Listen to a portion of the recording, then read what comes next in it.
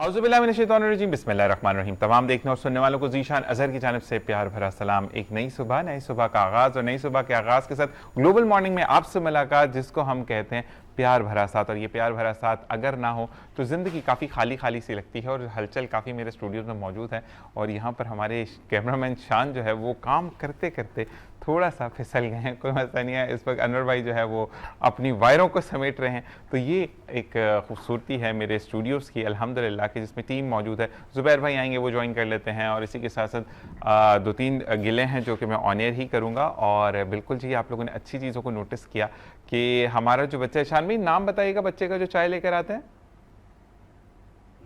नबीद या नबील है या नवीद है, जो भी है। नबील, आपके लिए एक बात आई है कि हम प्रॉपर्ली कप को मेंटेन नहीं करते, तो हम आज से मेंटेन करेंगे इंशाल्लाह। और अगर आज से नहीं करेंगे तो कल से ज़रूर करेंगे, वरना नेक्स्ट वीक से हम ज़रूर करेंगे। ये तमाम चीज़ें इसी के लिए। आले भाई, आपके लिए भी एक रिक्वेस्ट आई थी कि यू नहीं, एक अप्रिसिएशन आई थी, सॉरी, कि you are the best one that who just cater the things in a very good way. और साथ साथ हम ये कहते हैं कि रमीज़ खान जो जी बिल्कुल चाय बनाकर जो देते हैं, उनका नाम मुझे दोबारा बताएगा प्रोड्यूसर साहब। राशिद भाई, ओके। राशिद भाई जो हैं वो बना कर देते हैं चाय। और इतनी अच्छी क्वालिटीज़ थोड़ी सी आज मैं बताऊंगा, थोड़ा सा टाइम लेते हैं कि उनकी क्वालिटीज़ क्या है। वो चीनी डालकर बोल जाते हैं, कहते हैं हल आपने खुद करनी है।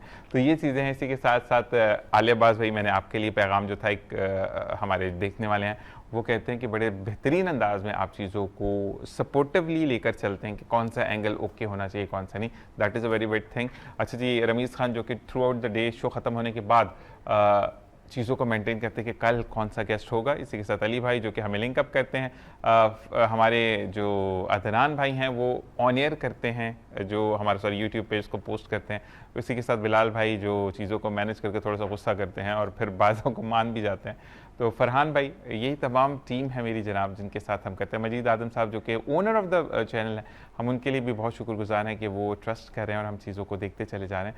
यही बात है, नुमान भाई हैं और यही तमाम लोग जो कि हम ये कहेंगे कि रीढ़ की हड्डी का काम सर अंजाम देते हैं कि अगर ये लोग मौजूद नहीं हों तो हम कोई काम नहीं कर सकते। और सबसे पहले मैं ज़रूर दोबारा कहूँगा, मुझे एक दफ़ा रिक्वेस्ट और है कि मुझे जो सिक्योरिटी गार्ड हमारे बैठते हैं उनका नाम ज़रूर बताएगा, कि अक्सर मैं उनका नाम भूल जाता हूँ। रिजवान भाई, और साथ साथ जो भी लोग आप देख रहे हैं, तमाम गौरी भाई के हाथ से बनी हुई लोग हैं। बाल तो मैं बहुत गंदे बनाता हूँ। और वाकई में मुझे एक बंदे ने कहा कि ज़ीशान भाई ऐसे लग रहा है कि वाकई में आप हॉस्पिटल से उठ के डायरेक्ट शूट करने आते हैं। मैं आज भी हॉस्पिटल से आया हूँ, लेकिन आज के लोग काफ़ी चेंज हैं। तो इसी के साथ हज़रत अली रज़ी अल्लाह तआला अन्हु का कॉल है कि अपने सर को ऊंचा रखो, तकब्बुर में नहीं, इस वजह से कि तुम किसी से डरते नहीं हो।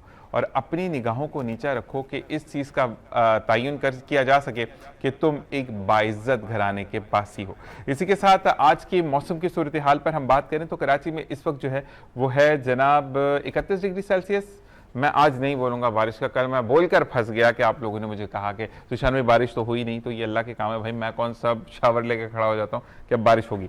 इसी के साथ साथ हवा में नमी का तनासुब 71% है और इस वक्त 21 किलोमीटर फी घंटा की रफ्तार से हवा मशरक़ से मगरिब की जानिब जा रही है, जो कि एक साइन होता है। हम ये कहते हैं कि ये वो साइन है कि जिसके अंदर हम ये कह सकते हैं कि हो सकता है कहीं ना कहीं शावरिंग हो जाए। आज का करंट इंडेक्स की हम बात करें, 1,62,874.955 पर इस वक्त वॉल्यूम मौजूद है। इस वक्त 312 ऐसी कंपनीज हैं जो कि हाईली ट्रेड कर रही हैं, 122 ऐसी कंपनीज है जिसमें डिक्लाइन देखा जा रहा है और 129 ऐसी कंपनीज है जिसमें कोई चेंज नहीं देखा जा रहा।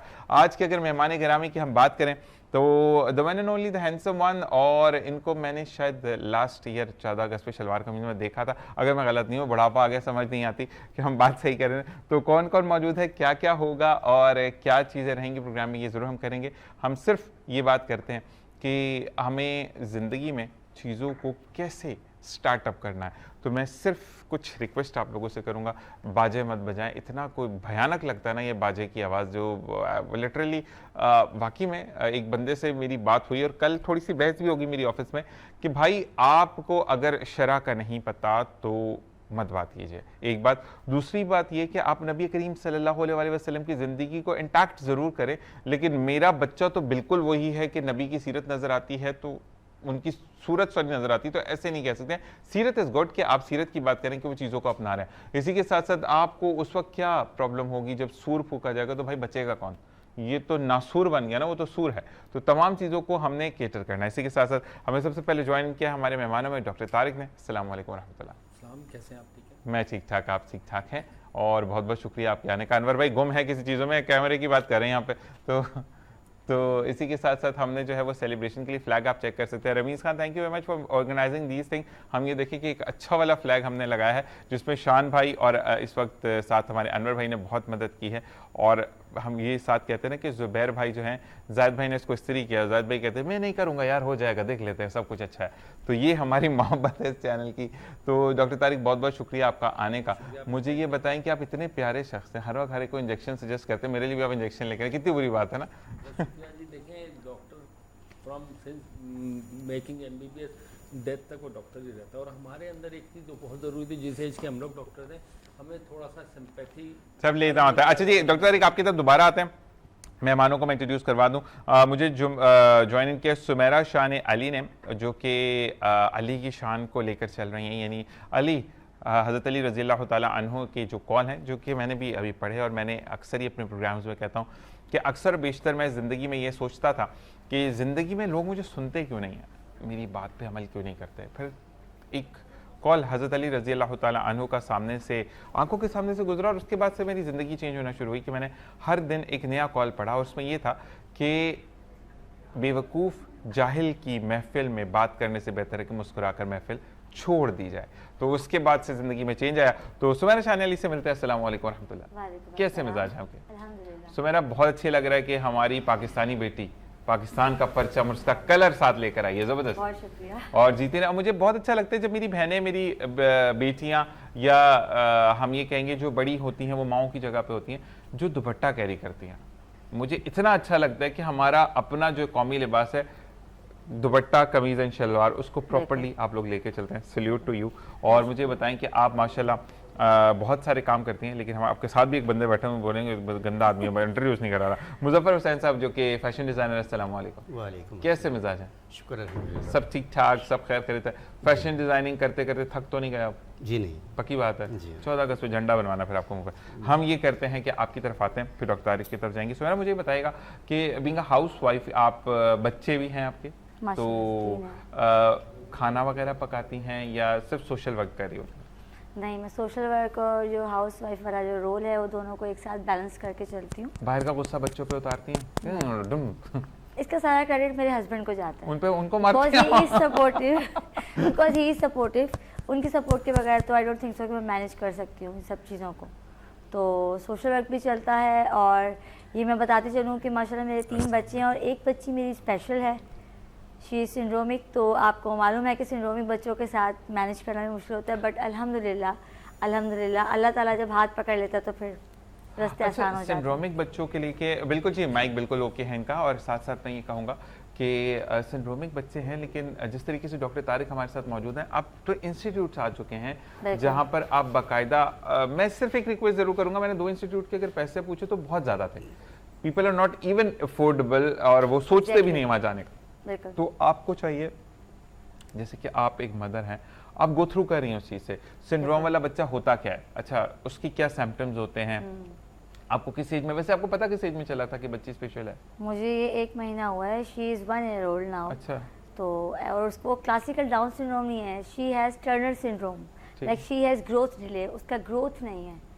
If she is 1 year old, of mind, दिमाग का ग्रोथ नहीं है, बॉडी ग्रोथ नहीं है, बॉडी का, बोन्स का नहीं है, माइंड उसका बिल्कुल अल्हम्दुलिल्लाह बिल्कुल ठीक है। ठीक है। और उसकी जैसे वो 1 साल की है तो वो दिखती 3 मंथ्स की है। अच्छा है ना, छोटी छोटी रहेगी, वो 100 साल की भी लंबी, वो नाजुक सी, तो वो वाली बात अच्छी वाली चीज़ है। लेकिन माशाल्लाह अल्लाह ताला ने उसको दिमाग मेरे बाकी 2 बच्चों से ज़्यादा शार्प दिया है। अच्छा, वैसे मैंने एक टोटका है, अगर आप आजमा लें और पूछ लें किसी के, आपने देखा होगा कि जो फ्रूट की पेटी आती है उसमें घास आती है ब्राउन कलर की, ठीक है, उसका थोड़ा सा मिकदार ले लें, थोड़ी सी आपने मिट्टी ले लेनी है, उस घास को आपने फर्ज करें, अगर अब मैं इस तरह तो आधी देश की में वो घास है तो पूरी देश की पानी भर के उसको उबालें। अच्छा। जब वो उबल के इतना कि थोड़ा बहुत जिस तरह सूप टाइप रह जाता है, ठीक है, उसी जो वो घास है उसको उसी पानी से उस मिट्टी में गूंदें और उसका लेप बनाकर उसके टखनों से ऊपर पाँव में लगाकर उसको बांध दें। तो आप ये करें तो उससे काफ़ी बेहतर होता है, बाकी अल्लाह बेहतर जाने कितना बेहतर होता है। क्यों नहीं, बहुत शुक्रिया आपका, आपने कंसर्न शो किया, और हम माँ बाप हैं तो हमें तो अल्लाह ताला ने उसकी खिदमत के लिए बस हमें चुन दिया है तो हम दिलो जान से उसकी और मैं ये खिदमत ज़रूर कहता हूँ करेंगे। कि इस तमाम चीज़ों का क्रेडिट अल्लाह तबारक व तआला जन्नतुल फिरदौस में ज़ुबैदा आपा को जगह अता फरमाए कि 7 साल उनके साथ काम किया तो काफ़ी ऐसे बिल्कुल। टोटके मुझे तो रेडियो पाकिस्तान में ज़ुबैदा आपा मेल बोलते थे, जब वो नहीं आती थी तो कहते हैं मेल क्या करेगा, ये बताएं जी। डॉक्टर तारिक आपकी तरफ आते हैं, तो मुझे ये बताएं कि अब जो आप, क्योंकि मुझे भी फेस एलर्जी बहुत ज़्यादा है, क्योंकि मेरे बाल वाइट नहीं है लेकिन दाढ़ी वाइट है और उस पर मुझे कलर करना होता है, और बीइंग अ कैंसर पेशेंट थोड़ा सा चीज़ों में प्रॉब्लम कर जाती हैं हमें। तो ऑन अ थर्ड स्टेज मैं ये बोलता हूँ ब्लड कैंसर की, तो मुझे आप ये बताएं कि अगर कोई ऐसा सिम्टम्स वाला बंदा है जिसको ब्लड कैंसर है, ये कोई भी कैंसर है, क्रोनिक कैंसर है या आंत का कैंसर है, जो भी, तो वो एक तो पहले आपने कहा कि अपने ऑन्कोलॉजिस्ट से पता करें कि वो, उन्होंने कहा जी कोई मसला नहीं है, वो तो थर्ड स्टेज ऊपर जाने का टाइम आ गया तो करें। तो मुझे ये बताएं कि अब जो है आप कौन कौन सी फर्स्ट स्टेज पर भी यही बोलते हैं कि अपने ऑन्कोलॉजिस्ट से ये टेस्ट करवा लें, फिर हम आपको एलर्जी की जो दवाई है वो देंगे? नहीं जी, देखें बात ऐसा होता है कि कुछ बीमारियां ऐसी होती हैं जिनमें हम स्टेरॉइड अवॉइड कर सकते हैं, अवॉइड करने पड़ते हैं और अवॉइड होते हैं। अब जैसे ऑन्कोलॉजी है, इट इज़ वेरी स्पेशलाइज और प्रिसाइज फील्ड है, इसमें इंटरेक्शन मेडिसिन के नोट किए जाते हैं। अब फ़र्ज़ करें कोई भी मेडिसिन आप विदाउट ऑन्कोलॉजिस्ट के मशवरे से खुद से ले लेते हैं तो आपका जो ऑन्कोलॉजी का ट्रीटमेंट है वो डिस्टर्ब हो जाएगा। ऐसा ही है। Only this is the reason. अच्छा, वो फिर ये जगह इतनी दबाते हैं ना, तोबा तोबा तोबा, हाँ, वो देखिए पार्ट ऑफ द ट्रीटमेंट। लेकिन अब एलर्जी एक ऐसी चीज़ है जिसके साथ आप बियर कर सकते हैं, but you can't bear with cancer. तो अब एलर्जी को हम अवॉइड करें कि मेडिसिन ना लें, तो वो एक but I am bearing with that. I know. बस अब कोशिश ये होती है कि कोई भी मेडिसिन, इनके आपस के इंटरेक्शन बहुत सारे होते हैं, जो कोई भी डॉक्टर फुल्ली इक्विप्ड हो, जो स्पेशलाइज हो कैंसर का, वो बहुत सारी चीज़ों को गाइड कर सकता है। That's why I am saying, और कोई वजह नहीं है। अदरवाइज ट्रीटमेंट नॉर्मली रहता है। और आम कैंसर के पेशेंट में देखें, हमें पता ही नहीं होता उसको कैंसर है, पेशेंट को भी नहीं पता, हम ट्रीट कर रहे होते हैं। व्हेन ही नोज, तब एहतियात शुरू होती है। अच्छा, मैंने परसों हमारी मुलाकात हुई मेन डॉक्टर गुलाम हैदर से, तो उन्होंने यही वाली बात बोली कि यार बंदे को पता ही नहीं पिछले 16 साल से कैंसर में आ रहा है। हाँ, और ये पता चला 2 दिन में मर गया। मैं कहा मत बताते आप। तो मकसद ये कि इसको चिल लें, बीमारी है, बस आई है, जाना तो सबने एक दिन है। देखें, एक साइकोलॉजिकल इफेक्ट होता है। अगर टाइम थोड़ा सा दे तो मैं एक छोटा सा वाकया सुनाता हूँ। मैं JPMC में हाउस जॉब कर रहा था, वहाँ पे पेशेंट आया मेरे पास, मतलब हमारे वार्ड में हम लोग तो हाउस ऑफिसर था, हमारे प्रोफेसर के पास आए, उनको खांसी नहीं जा रही थी, कुवैत में रहे थे 25-30 साल, वहाँ से वापस आए, यहाँ बिजनेस शुरू किया, बच्चों को कारोबार करवाया। अब उनको खांसी नहीं जा रही थी, मुश्किल 2-3 महीने हो गए। हमने उनको इन्वेस्टिगेट किया, प्रॉपर OPD में आ रहे थे, उनको कैंसर डायग्नोस हुआ लंग्स का। लेकिन उसको नहीं पता था। जब हमें डायग्नोस हुआ, हमने मीटिंग की, यार इस पेशेंट को आप बता देते हैं, तो उसके साथ कोई आता नहीं था, बच्चे अच्छे नहीं आते थे। अब जब हमने उसको, वो माशाल्लाह हेल्दी 75 kg का बंदा, ठीक ठाक, आप कह ही नहीं सकते उसको कैंसर है, स्मोकर था चेन। अब जब हमने उसको बता दिया, विदिन 2 मंथ ही विल डाई। ऐसे ही है, वो मर गया बिल्कुल। मतलब 2 महीने में उसका इंतकाल हो गया, जब उसको पता चला कि मुझे कैंसर है। और जब नहीं था, माशाल्लाह वो कह रहा था डॉक्टर साहब मुझे कहाँ से कैंसर आ गया। लेकिन उसके बाद ऐसा डिटोरिएट हुआ वो कि हमने आंखों के सामने उसको जाते हुए देखा। आप चिल रहे हैं। बीमारी भी एक चीज जी है हाँ, कि अल्लाह बिल्कुल। ताला कुछ ना, देखें गम से भी मरना है, ला ऐसे भी इल्म मरना में है। नेमत है जो नहीं, एक ला इल्म में भी होना चाहिए। तो चिल रहे हैं ना, आपको मसला थोड़ी है। अब कैंसर कोई ऐसा थोड़ी कि हर वक्त आके कान खींच रहा है, नाक खींच रहा है, बस ठीक है, बीमारी है, पेन है, सब कुछ बिल्कुल, है, bear करना, साथ सब कुछ चलना है। पड़ता वाकई में इंजेक्शन नहीं लगता तो मैं भी बिल्कुल काम हो जाता है हाँ, मेरा नहीं भी। देखें, लेकिन ये मैं बताऊं अल्लाह ताला की ब्लेसिंग, और कुछ अरसे में आप देखेंगे कैंसर का इलाज आने वाला इंशाल्लाह 100% क्योर हो उसके बाद जाएगा। कैंसर का बाप आ जाएगा कोई ना, जब नए का बाप इसका इलाज ये होता है, अल्लाह अब्बू ताला पापा आ देखें, जाते हैं। बीमारी देता है, उसका इलाज भी देता है। अब मेहनत चल रही है, कुछ अभी ऐसे सिग्नल्स आ रहे हैं कि कैंसर की ट्रीटमेंट इन प्रोसेस है और बहुत जल्द आ जाएगी। हमारे यहाँ पाकिस्तान में हर चीज़ की ट्रीटमेंट, अगर आप वो देखें, वो रेबीज़ का एक केस था जिसने क्योर किया, लेकिन जब उसको बाद में जब उसका बिल देखा तो उनके तो अगले कोई फेफड़े ज़ाया हो गए क्योंकि मसले इतने हैं। तो बिल्कुल। प्रॉब्लम ये है कि हमारे यहाँ पे बिलिंग बड़ी आ जाती है। आपकी तरफ आते हैं, मुझे ये बताएगा कि अगर हम फैशन डिज़ाइनिंग की बात करें तो फैशन डिज़ाइनर बेसिकली किस नज़र से देख रहा होता है चीज़ों को? फैशन डिज़ाइनर पहले तो यानी कि जो सामने वाला पहनने वाला है उसको देखा जाता है कि यार उसका कलर क्या है, उसकी सेटिंग क्या है, क्या डिमांड कर रहा है वो, उसके हिसाब से पूरा डिज़ाइन तैयार किया जाता है। ठीक है, क्यों नहीं तैयार करके लगे? देखें, मैंने इसलिए सवाल किया।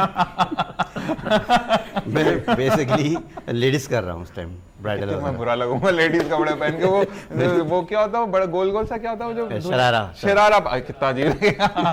ज़ीशान में शरारा पहन के बैठे। मर्दों में क्यों नहीं काम करते आप लोग? खवातीन का ये होता है कि वो पैसे कम कराती है, मर्द कम नहीं कराते, इस वजह से? नहीं ज़ीशान साहब, बात ये नहीं है। अभी मेरा आगे जाके मूड है यानी कि पूरा यानी सेटअप करने का। जैसे अभी ब्राइडल करना हूँ तो ब्राइडल के साथ मेरा शेरवानी करने का भी मूड है कि लेडीज़ जेंट्स दोनों का कपल पे यानी कि काम किया जाए फैशन डिज़ाइनिंग में। अच्छा, आजकल तो ऐसा होता है कि लड़की के कपड़े बच्चे लड़के के स्लीव्स बना देना, आजकल तो डिस्टिंग्विश ही नहीं हो रहा, कुछ कपड़े लड़कों के कौन से लड़कियों के कौन से, सारे मिक्स हो जाते हैं। सर अब बहुत सारे पहनने वाले ऐसे हैं जो हमारे मतलब वो फ़र्क ही नहीं रखना चाह रहे, तो क्या कर अजीब सकते लगता हैं। है। देखिए हम कल भी एक बात कर रहे थे कि भाई को भाई लगना चाहिए, बिल्कुल ऐसे मिसाइल नहीं लगने चाहिए उनके साथ। बिल्कुल ऐसे ही है। तो मकसद ये है कि भाई शुड भी लुक लाइक अ भाई। तो मकसद ये है कि मैं एक जगह में अक्सर वो वाकया बयान करता हूँ, मुझे बड़ा अफसोस भी होता है कि बहन जा रही है बड़ी दुपट्टे के बगैर निकल बिल्कुल गई ना, ऐसे ही और भाई बार जाके बाजी मेरा दुपट्टा लिया, मैंने कहा काम खराब है यहाँ पे। मैंने वो हरकत की थी, मैं ऑनलाइन नहीं कर सकता, नेशनल टेलीविजन हमारा। असल में लोगों को सोबर पहनना चाहिए। अगर हम कोई पिक्चर देख रहे हैं या हम कोई ड्रामा देख रहे हैं तो हम पहले ये देखना चाहिए जो आर्टिस्ट पहना हुआ है या जो हीरो पहना हुआ है उसको देखना चाहिए यार, उसकी जिस्म देखो, उसका कलर देखो, उसके बाद अपना देखो जो आप पहन रहे हैं। अब डायरेक्ट आपने वो पहन लिया, आप काले आप खुद हैं और आपने मरून कलर का सूट पहन लिया तो अजीब लगोगे ना। ऐसा लगेगा कि जला हुआ दिया नहीं होता जिसकी बाती जल जाती, वो काम वो वाला लग रहा होता है। तो बात ये हो रही होती है यार फला ने ये पहना है तो फला ने देखा है, फला को भी तो देखो, उसका कलर तो देखो ना यार। अच्छा, आजकल पता है एक और प्रॉब्लम है, मैं आपको सही बात बताऊं, वो कल भी एक जगह पे मेरी बात हो रही थी। अच्छा, लड़कों में तो मुझे ये चीज़ बड़ी अजीब लगती है, वो एक साहब आती है, ये आपका फेयर कलर, में कितनी गंदी बात है, लड़कों में ऐसी बातें नहीं होती हैं, लड़कियों में ये बातें होती है कि कलर फेयर ये। हाँ, ऑनेस्टली मैं जो चीज़ है मैं ये ज़रूर कहूँगा कि हर एक को अच्छा लगने का हक है, हर एक का एक वो है कि आप पहने ओढ़े तो अच्छे लगें। बेसिकली कलर फेयर अच्छी बात नहीं है, आपकी स्किन कितनी क्लियर है, कितनी हाइड्रेटेड है, वो बहुत मैटर करता है कि आपकी, आप देखें कि अगर डस्की कलर का कोई बंदा आता है ना, उससे बहुत अच्छी लगती है चीज़ें। हाँ, कुछ भड़कते हुए कलर्स नहीं अच्छे लगते, लेकिन यह है कि मेजॉरिटी चीज़ें उन पर अच्छी लगती हैं। ऐसा मानते हैं आप भी? बिल्कुल ऐसे ही है। कलर कॉम्बिनेशन का मतलब क्या है? कलर कॉम्बिनेशन जो सामने वाले का कलर है पहले उसको देखें ना, उसके बाद आप डिसाइड करें कि मैं क्या पहनूं। मैं एक जगह पे हमारी जाना हुआ, मतलब जो रमज़ान में रमीज़ भाई की तरफ से जिन्होंने मुझे स्पॉन्सर किए थे कपड़े, हम लेने गए, कुछ वेस्ट कोट्स वगैरह रह गई थी, तो सॉरी प्रिंस कोट्स रह गए थे मेरे, तो वो कुछ खास डेज पे पहने थे, तो लेने गए तो बंदा है इतना सा कद उसका, इतने लंबे उसने बाल रखे, मैं माँ सदके जाइए बाल कैसे उठाता मेरा भाई, बंदा रखा कर साथ के, गिर विर गया तो। मकसद ये कि उसके बाद जो उसने कलर उससे कस्टमाइज़ करवा रहा था ड्रेस, तो वो खुद भी करते, कहते यार मेरा नाम बदनाम हो जाएगा। उसने एंड टाइम में बोले जाए मैं नहीं कर रहा आपका काम, तो मैंने कहा यार ऐसे बदतमीजी नहीं करते। कहता है भाई मेरा नाम से लोग आते हैं, स्टाइल एंड स्टाइल वाला, क्लिफ्टन में आप जानते होंगे, तो स्टाइल एंड स्टाइल वाले ने कहा भाई मेरा दाम बिकता है, लोग मुझे नाम से लेकर जाते हैं, मैं अब इतना अजीबोगरीब यहाँ गोल्डन लगवा रहा है, यहाँ सिल्वर का काम करवा रहा है, पता नहीं क्या रंगामेजी करवाया था उसने अजीब सा। तो बाद में उसका नाम बदनाम होगा ना कि यार कहाँ से ड्रेस लिया आपने, फला से लिया। हाँ, मतलब जो भी XYZ बंदा है तो उसका नाम बदनाम हो रहा है ना, उसको कोई भी नहीं देखेगा जो उसकी अपनी पसंद, क्योंकि हर बंदा उससे तो नहीं पूछेगा ना। ऐसे ही है, लेकिन डिजाइनर का नाम बदनाम होगा। आप स्टाइल एंड स्टाइल वाले का वाकई मैं कहता हूँ कि सुपर से सुपर कपड़े, आपने तो डॉक्टर देखा है रमजान में, बिल्कुल उन्होंने कुछ ऊपर काम किया हुआ नहीं है, शलवार कमीज सिंपल है लेकिन सिलाई में जान थी उनके, तो ये चीज़ें थी, सारी चीज़ें। आपकी तरफ आते हैं, मुझे ये बताएं कि आप चूजी हैं या ब्रांड कॉन्शियस हैं कि नहीं मैंने तो ब्रांड ही पहनना है, सस्ता जोड़ा तो मैं पहन ही नहीं सकती? ड्रेस कैरी करना आना चाहिए, जबरदस्त। सस्ता ब्रांड ये कुछ नहीं होता। आप कहीं किसी दूसरे बाजार जैसे हफ्ता बाजार इस जगह से भी ले लेंगे, आपको ड्रेस कैरी करना आना चाहिए। बिल्कुल, क्यों नहीं लिया। अच्छा, वैसे एक बात होता है, हम हफ्ता बाजार से जोड़ा तो ले लेते, दर्जी का दिमाग प्रॉपर खाती हैं लड़कियां, इसका यहाँ से लेस लगा देना, इसको, मतलब मुझे इतना ज्यादा पता नहीं है, लेकिन इसमें ये कर देना, इसमें ऐसा कर देना, तो इतना क्यों तंग करती है उससे दर्जियों को? खैर मैंने तो आज तक नहीं किया, मेरे हस्बैंड कहते तुम नहीं तंग करती, मैंने कहा नहीं, टेलर को पता है उसकी मेरी कैसी चॉइस है, वो खुद ही सी देगा। जबरदस्त। अच्छा, मुझे बताएं कि 14 अगस्त की अगर हम बात करें, हम बचपन में ले जाते, शादी नहीं हुई अभी आपकी, अब कवारी हैं, बच्ची हैं आप, ठीक है, अम्मी अब्बू के घर पे, तो किस तरह सेलिब्रेट करती थी 14 अगस्त? झंडियाँ लगाना, अब तो खैर वो ख़त्म हो गया है, गली सजाना पूरी, और परमिशन भी मिल जाया करती मैं थी। ऑनेस्टली एक बात दोबारा आपकी बात को कट करके करूंगा, बच्चियों को गली में मत निकलने दें। अभी आपने 18 महीने की बच्ची का देखा कि जिस बगैरत आदमी ने, मैं तो वर्ड यूज करूंगा उसके लिए, इस बगैरत आदमी ने ये भी नहीं देखा कि छोटी सी बच्ची है। तो मकसद ये है कि वाकई में बच्ची के माँ बाप को इंसाफ मिलना चाहिए और बच्चियों को मत निकालें। बिल्कुल नहीं निकलना चाहिए, और माँ बाप को बहुत ज्यादा बच्चों पे नजर रखनी चाहिए। और आप जैसे जो इस तरह के बच्चे थोड़े से स्पेशल हैं, उन माओं के लिए आप क्या कहेंगे? उन माओं के लिए भाई स्पेशल हो या दूसरों बिल्कुल नॉर्मल हो, तो आपको उनकी केयर वैसी ही रखनी है। स्पेशल को तो ये आप अपनी तरह साथ से दूर कर ही नहीं सकते ना, उनसे बिल्कुल दूर नहीं रह सकते। उनको तो अपने साथ साथ रखना है। लेकिन जो नॉर्मल है, जो स्कूल गोइंग है, उनकी एक्टिविटीज़ पे वो क्या देख रहे हैं, गैजेट्स यूज़ कर रहे हैं, वो कैसे यूज़ कर रहे हैं, उनकी सोहबत कैसी है, उनके फ्रेंड्स कैसे हैं, उनका फ्रेंड सर्कल कैसा है, क्या पढ़ रहे हैं स्कूल में, ये सब कुछ आपके जो पेरेंट्स होते हैं उनको देखना ज़रूरी है। अगर कोई ये ऑब्जेक्शन करे कि पेरेंट्स को इल्ज़ाम नहीं दें, तो मैं ये समझती हूँ कि पहली तरबियत ही पेरेंट्स की तरफ से स्टार्ट होती है। ये हर चीज़ पे नज़र रखना, चेकआउट रखना, ये हमारा काम है। अच्छा, आपके ना उस्ताद का भी बड़ा 2 मिनट में हम ब्रेक पे जा रहे हैं। मुझे आज भी याद है कि एक बच्चे ने कहा, I guess I was in second year, ये फर्स्ट ईयर था मैं इंटरमीडिएट में, तो बात चली क्योंकि मैं नहीं जाता था कहीं पे भी, कुछ थोड़े से थे फैमिली के इश्यूज, तो हम नहीं, मैं नहीं जाता। तो एक बच्चे ने उठकर कहा कि सर ये तो मम्मी डैडी है, तो जब से घर तक नहीं पूछेगा तो ये नहीं जाएगा। तो मेरे उस्ताद का आज भी जुमला याद है कि फिर माशाल्लाह वो मम्मी डैडी है, तुम अगर कोरियर सर्विस हो तो तुम्हारा खानदान कितना बदनाम है। तो मकसद ये है कि आपका टीचर भी आपको बकअप करता है, कि उसके बाद से वो मुझे आंसर मिल गया कि भाई अल्हम्दुलिल्लाह हलाल का हूँ, कोरियर सर्विस नहीं। Teacher should be sincere with their students, चाहे वो स्टडीज हो, चाहे वो उनकी तरबियत। मैं बिल्कुल आज तक गुलाम नबी सर को याद करता हूँ कि अल्लाह ताला वो जहाँ पे भी हैं, क्योंकि उस वक्त वो काफ़ी एजड थे, और क्योंकि गवर्नमेंट कॉलेज से मेरा ताल्लुक़ रहा, तो वहाँ पर भी वो उनका रिटायरमेंट का वो आखिरी साल था। तो अगर वो ज़िंदा हैं तो अल्लाह ताला उनको लंबी ज़िंदगी दे, और अगर वो नहीं है तो अल्लाह तबारक ताला उनके दर्जात को बुलंद फरमाए। इसी के साथ एक ब्रेक के बाद मज़ीद बातें करेंगे। देखते रहिए द ग्लोबल मॉर्निंग।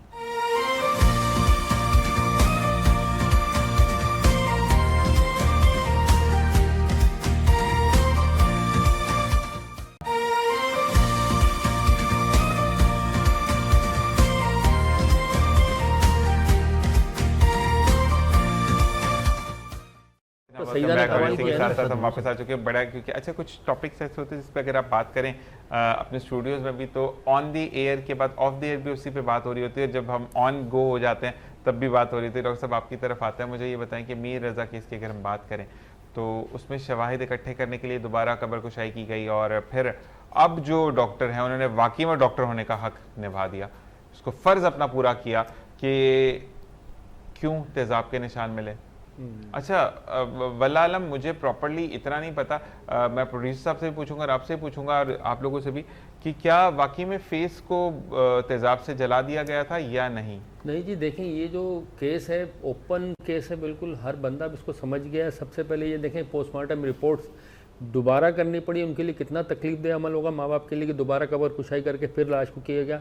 हमारे इदारे अपना काम नहीं कर रहे। अगर वो पोस्टमार्टम रिपोर्ट पहले ही ठीक होती तो ये जो सब कुछ अभी करना पड़ रहा है ये नहीं करना पड़ता। नहीं, लेकिन नाअहली की मिसाल है बहुत बड़ी। नहीं डॉक्टर तारिक, एक बात मैं बोलूँगा कि अब दुश्मन अनासर को भी ये तंबी हो गई है, अल्लाह करे कि सज़ा भी हो जाए, क्योंकि कुछ चीज़ें सामने आ रही कि वो कौन सा किसका गेस्ट हाउस था, कौन owner of the guest house क्या है, बातें आ गई सामने। तो सामने चीज़ें आ रही हैं, कुछ लोगों को जाना भी पड़ रहा है मुल्क से, तो प्रॉब्लम्स काफ़ी लोगों के लिए क्रिएट हो रही हैं।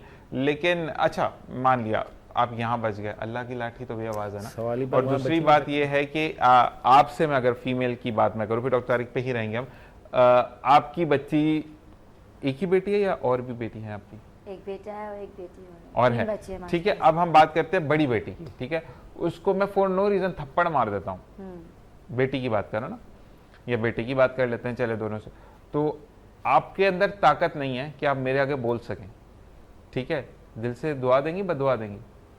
आह लग जाती है। बदुआ देंगी ना, तो उसकी माँ की आह नहीं निकलेगी, उसके बाप की, उसके घर वालों की जो कि प्रोटेस्ट ताया उसकी। मेरी उनसे तारिक रोड पर आप जो आपका कैफे लिबर्टी का जो सिग्नल है, तो वहां पर मेरी उनसे बात हुई और उस बंदे से बात नहीं हो रही थी।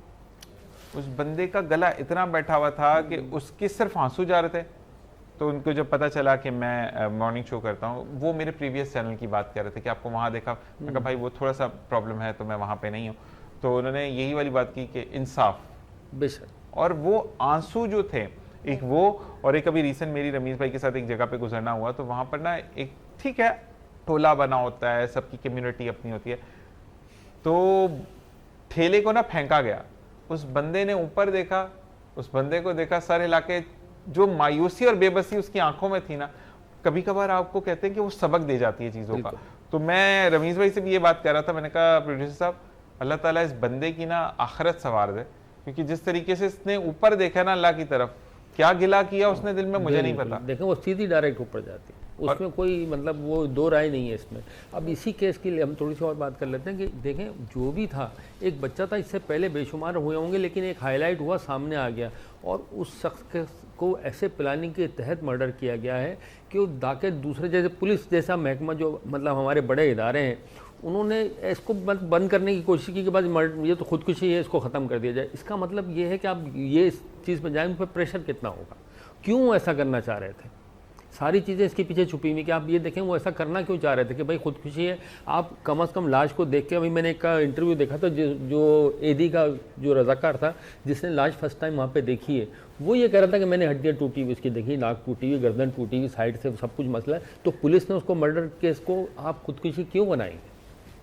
अच्छा, एक चीज़ मसला ये है कि बड़ी अच्छी बाले भाई, thank you for giving me this question, कि हम कब तक, एक हफ्ता हो गया मैं भी डिस्कस कर रहा हूँ इस चीज को कि हम सिर्फ डिस्कशन तक रहते हैं। क्यों नहीं ऐसा होता कि अगर कोई केस सामने आया है with in the 1 or 2 day उसको मंजर आम पर लाकर कहते हैं ना कि फांसी के तख्त तक उस बंदे को लेके जाया जाए कि इस बंदे ने किया है। हम सिर्फ प्रोटेस्ट क्यों करते रहते हैं? देखिए, अपने इदारों के फराइज होते हैं, ये इस तरह का केस सामने मीडिया पे आ गया तो हम उसके पीछे लग गए, पूरी दुनिया में पूरा कराची इसके पीछे लगा हुआ है। एक इदारा अपना काम नहीं कर रहा, पता नहीं कितने ऐसे केसेस होंगे, तो इसका मतलब क्वेरी सारे इदारों पर आ रही है कि आपको पोस्टमार्टम वो गलत हो रहा है, आपकी पुलिस गलत तहकीकात कर रही है, आप उस केस को गलत रास्ते पे लेके जा रहे हैं। तो पूरा बात वही आ रही थी, नकवी साहब ने जो कहा था कि सिस्टम वाला मसला। अच्छा, सेफ्टी चेन का एक इदारा बना है जो कि फेसबुक पर है, और उनका ये मानना है और इनका ये कहना है, आले भाई मुझे बता रहे हैं कि चीज़ें को अपडेट करना ज़रूरी है हमें ग्लोबल मॉर्निंग में, कि आपका जो है वो हर बंदा खुद इदारा है। अच्छा, इदारे से मैं आले भाई आपसे भी मेरा एक सवाल होगा, क्योंकि इस वक्त हमारे प्रोग्राम के कैप्टन है, कि मैं इदारा हूं, मैंने मान लिया मुझे एक डकैत, अब तो आजकल ये कि आपने डकैत को भी गोली क्यों मारी, आप पर भी FIR खड़े हो जाते हैं। ठीक है, पुलिस पे भी यही है कि मुझे 1-2 बंदे मिले ऐसे कि भाई हमने अपनी सेफ्टी में मेरी बीवी को गोली मार दी टांग में, रिटेलिएट में मैंने गोली मारी, तो मुझे कहते हो आपको तो लग गई थी, आपको मारने की क्या जरूरत थी? बिल्कुल, तो मुझे ये समझ नहीं आती कि ठीक है आप ग्रुप बनाए, बड़ी अच्छी बात है, हेल्पिंग हैंड पाकिस्तान के नाम से KFB पे ग्रुप था कि जो कहीं पर भी मौजूद है वो अपनी लोकेशन डालेगा कि यहाँ पर चीजें, तो मकसद ये है कि हम कैसे करेंगे उसको। फिर यही सवाल मैं आप दोनों से भी करूंगा कि अगर हम अपना सेल्फ डिफेंस करते हो तो उसमें तो पुलिस साथ नहीं देती। नहीं, देखिए ये तो इंटरनेशनल लॉ है और हमारे यहाँ भी मौजूद है कि अगर सेल्फ डिफेंस में अगर आप रिटेलिएट करते हैं तो वो आपका राइट है, ह्यूमन बेसिक राइट्स में आता है।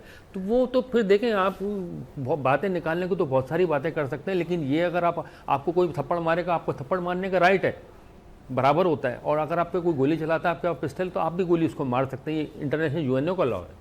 तो हम इसकी तरफ तो जा नहीं सकते। सवाल करने वाले तो बेशुमार सवाल निकाल लेते हैं, क्योंकि वो फर्ज करें जो कातिल है वो भी किसी का भाई बहन है, वो ऐसी बातें कर सकते हैं। नहीं, हाँ, वो फिर उनका भी सगा हो सकता है। हाँ बिल्कुल, तो ऐसी आप बात क्या कहेंगे? पहली बात तो ये कि स्नैचर्स कम क्यों नहीं हो रहे, कैमरास भी लग गए, चालान आ रहे हैं, लोगों को मैसेज आ रहे हैं, वो स्नैचर्स क्यों नहीं पकड़े जा रहे उन कैमरास से? जब जहाँ पे वो स्नैचिंग हो रही है वहाँ के कैमरा बंद हो जाते हैं, कैसे बंद हो जाते हैं? वो AI के थ्रू ना वो स्नैचर्स को देखते ही नहीं, वो सिर्फ चालान देखते हैं, उनको फीड किया हुआ है आपने सिर्फ चालान करना है। ऐसा ही वही बात हो गई ना कि भाई ये एक सिस्टम की खराबी नहीं, ये पूरे सिस्टम की खराबी है। अच्छा, वैसे इस ग्रुप का मकसद एक और भी है कि सोशल मीडिया या जो भी न्यूज़ चैनल है उस पर जो मसाले लगाकर खबरें दी जाती हैं उसको भी ख़त्म करना है कि ऑथेंटिसिटी क्या है। अच्छा, 1 सेकंड की खबर कुछ होती है, 1 सेकंड बाद उनका खून बहा, टोटल 4 कतरे बह गए, अब 1 मिनट बाद 20 कतरे हो गए, भाई इतने कतरे बहेंगे अंदर से कैप्सूल थोड़ी निकलेगा खून की जगह। तो मकसद ये है कि लोग ऐसा क्यों करते हैं, ये अजीब सी बात है। वैसे सही ये क्यों का जवाब अगर आपको मिले हमें भी बताइए। हाँ, ये मतलब ये है कि छिछोरी हरकत है, मुश्किल क्वेश्चन। क्या कहेंगे आप? आज सर यही कहना चाहूँगा मैं, जो खवातीन आती है आपका कपड़े बनाने, थोड़ा कम ही कहिएगा। नहीं, कोई ऐसी बात नहीं कोई ऐसी बात ये है कि जो डॉक्टर साहब ने कहा कि पूरा सिस्टम जो है, सिस्टम के तहत काम हो रहा है ना, हमारा सिस्टम सही नहीं है तो क्या कर सकते हैं। कोई एक सिस्टम हो तो इंसान बात करता है। अब यहाँ पे आप सदर चले जाइए, बहुत सारी जगह पे चले जाइए, आप सेकंडों में आपकी गाड़ियाँ फौरी तौर पे उठा के और लेके जा रहे होते हैं, और जगह जगह आपका कचरा पड़ा हुआ है वो नज़र नहीं आ रहा हमें। अच्छा, गाड़ी उठा के लेके जाते हैं, जब बंदा कहता है भाई मेरी गाड़ी हंसते हैं ताने में। सही है, 6 इंच की आपको नंबर प्लेट नज़र आ रही है, उसका आप चालान कर रहे हैं, सही है। आपको 5-5 फीट 8-8 फीट के गड्ढे नज़र नहीं आ रहे रोडों पर, सब जो 5 फीट ज़्यादा है या 6 इंच। देखिए, मैं गड्ढे इसलिए कह गए कि उसमें जाएगी डेंट पेंट के लिए, उनका रोजगार चलाने के लिए खड्डे, वरना किसी के लिए खड्डे नहीं करवाते वो। बहुत सोचती है सिंध तो गवर्नमेंट। बात वही आ गई ना कि पूरा का पूरा सिस्टम आउट हुआ हुआ है, तो क्या कर सकते हैं। यही कोई एक बंदे को हम बोलेंगे तो किसी एक के इख्तियार में तो नहीं है ना। ऐसे ही है। जो मेन है ऊपर बैठा हुआ है, जो यानी कि जिसके हाथ में इस टाइम ग्रेड के ऑफिसर हैं, वो नहीं देख रहे तो नीचे वाला क्या वो करे। कहते हैं हम जो है ट्रंक, वो नहीं बड़ा वाला डाला जो तो 22 उस पे बैठे, नीचे नजर नहीं आता, बिल्कुल इसलिए ऐसे तो ही। थोड़ा नीचे आएंगे, आ नहीं सकते वो ना। आ नहीं सकते ना, असल में वो यानी कि रूम में बैठे हुए एसी रूम में आराम से, उनको देखने की ज़रूरत भी नहीं है। उनको ये पता है इतना अमाउंट हमारे पास आ जाता है या इतनी सैलरी हमारी आ रही है, उनको ज़रूरत नहीं है हमारे। अंदर की बातें मत खोलें। हाँ, वो उनको ज़रूरत नहीं है देखने की। मैं कुछ कहना चाहती हूँ यहाँ पे, सॉरी अगर मैं इंटरप्ट कर रही हूँ। तो सिस्टम को बुरा कहने के साथ मैं ये कहूँगी कि शायद हम लोगों ने ही सिस्टम को ख़राब किया। ऐसा ही है। जैसे वो सर ने बात की कि कचरा है तो कचरा लोग ही फेंक रहे हैं ना, हमें अपने आप को भी तो दुरुस्त करना है ना। वो हम वाकई में कैसे सही करें? कह रहे हैं। नहीं, ये आपने दुबई तो जाते कहा- हैं लोग या किसी भी अरब कंट्री चले जाते हैं, हम बड़ी लंबी चौड़ी बात नहीं करते, अमेरिका लंदन की बात नहीं करते। दुबई में मैंने एक बंदे को देखा, एयरपोर्ट पे मैं ट्रांजिट होकर जा रहा था, तो वहां पर अच्छा मैं ऑफिस की तरफ से जा रहा था, पर्सनल नहीं जा रहा था, लोग बोलेंगे वो घूम फिर रहा है। तो मकसद ये था कि वहां पर एक बच्चे ने रैपर हाथ में, बाप हाथ में लेकर, मुझे वेस्टेज मिलेगा तो मैं उसमें डालूंगा। और वही वाले लोग होते हैं कि करोड़ों की गाड़ी होती है, दरवाजा खोला या शीशे नीचे किया, पान की पीक फेंकी, रोड पे निकल गए। फर्ज समझते हैं गंदगी करना। ऐसा ही होता है। अभी मखसूस जगहें ऐसी हैं जहाँ पे बहुत ज़्यादा ठेले लगे हुए हैं। अब हम शाम में 4 बजे के बाद निकल जाइए, बेतहाशा जो ट्रैफिक जाम हो रहा है हमारा, वो उनकी वजह से हो रहा है। अच्छा लेकिन एक बात मुझे देखिए, मैं ठेले वालों को इसलिए नहीं कहता वो रोजी रोटी करे, जो डबल डबल पार्किंग करवा रहे हैं आपको वो नजर नहीं आता। 2-2 लेन में बाइक लगी हुई हैं, हर दुकान के आगे गाड़ी लगी हुई क्यों है?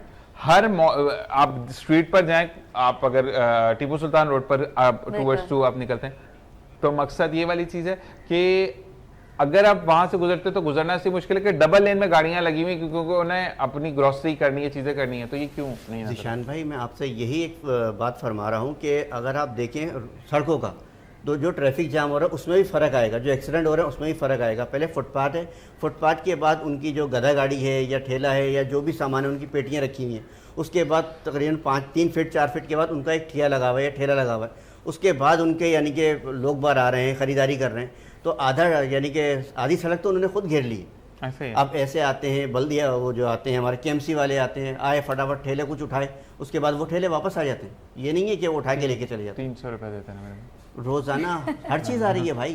तो बात ये है ना, हम लोग उनको गलत करने पे मजबूर कर रहे हैं पैसे लेके, तो वो धल्ले से काम कर रहा है।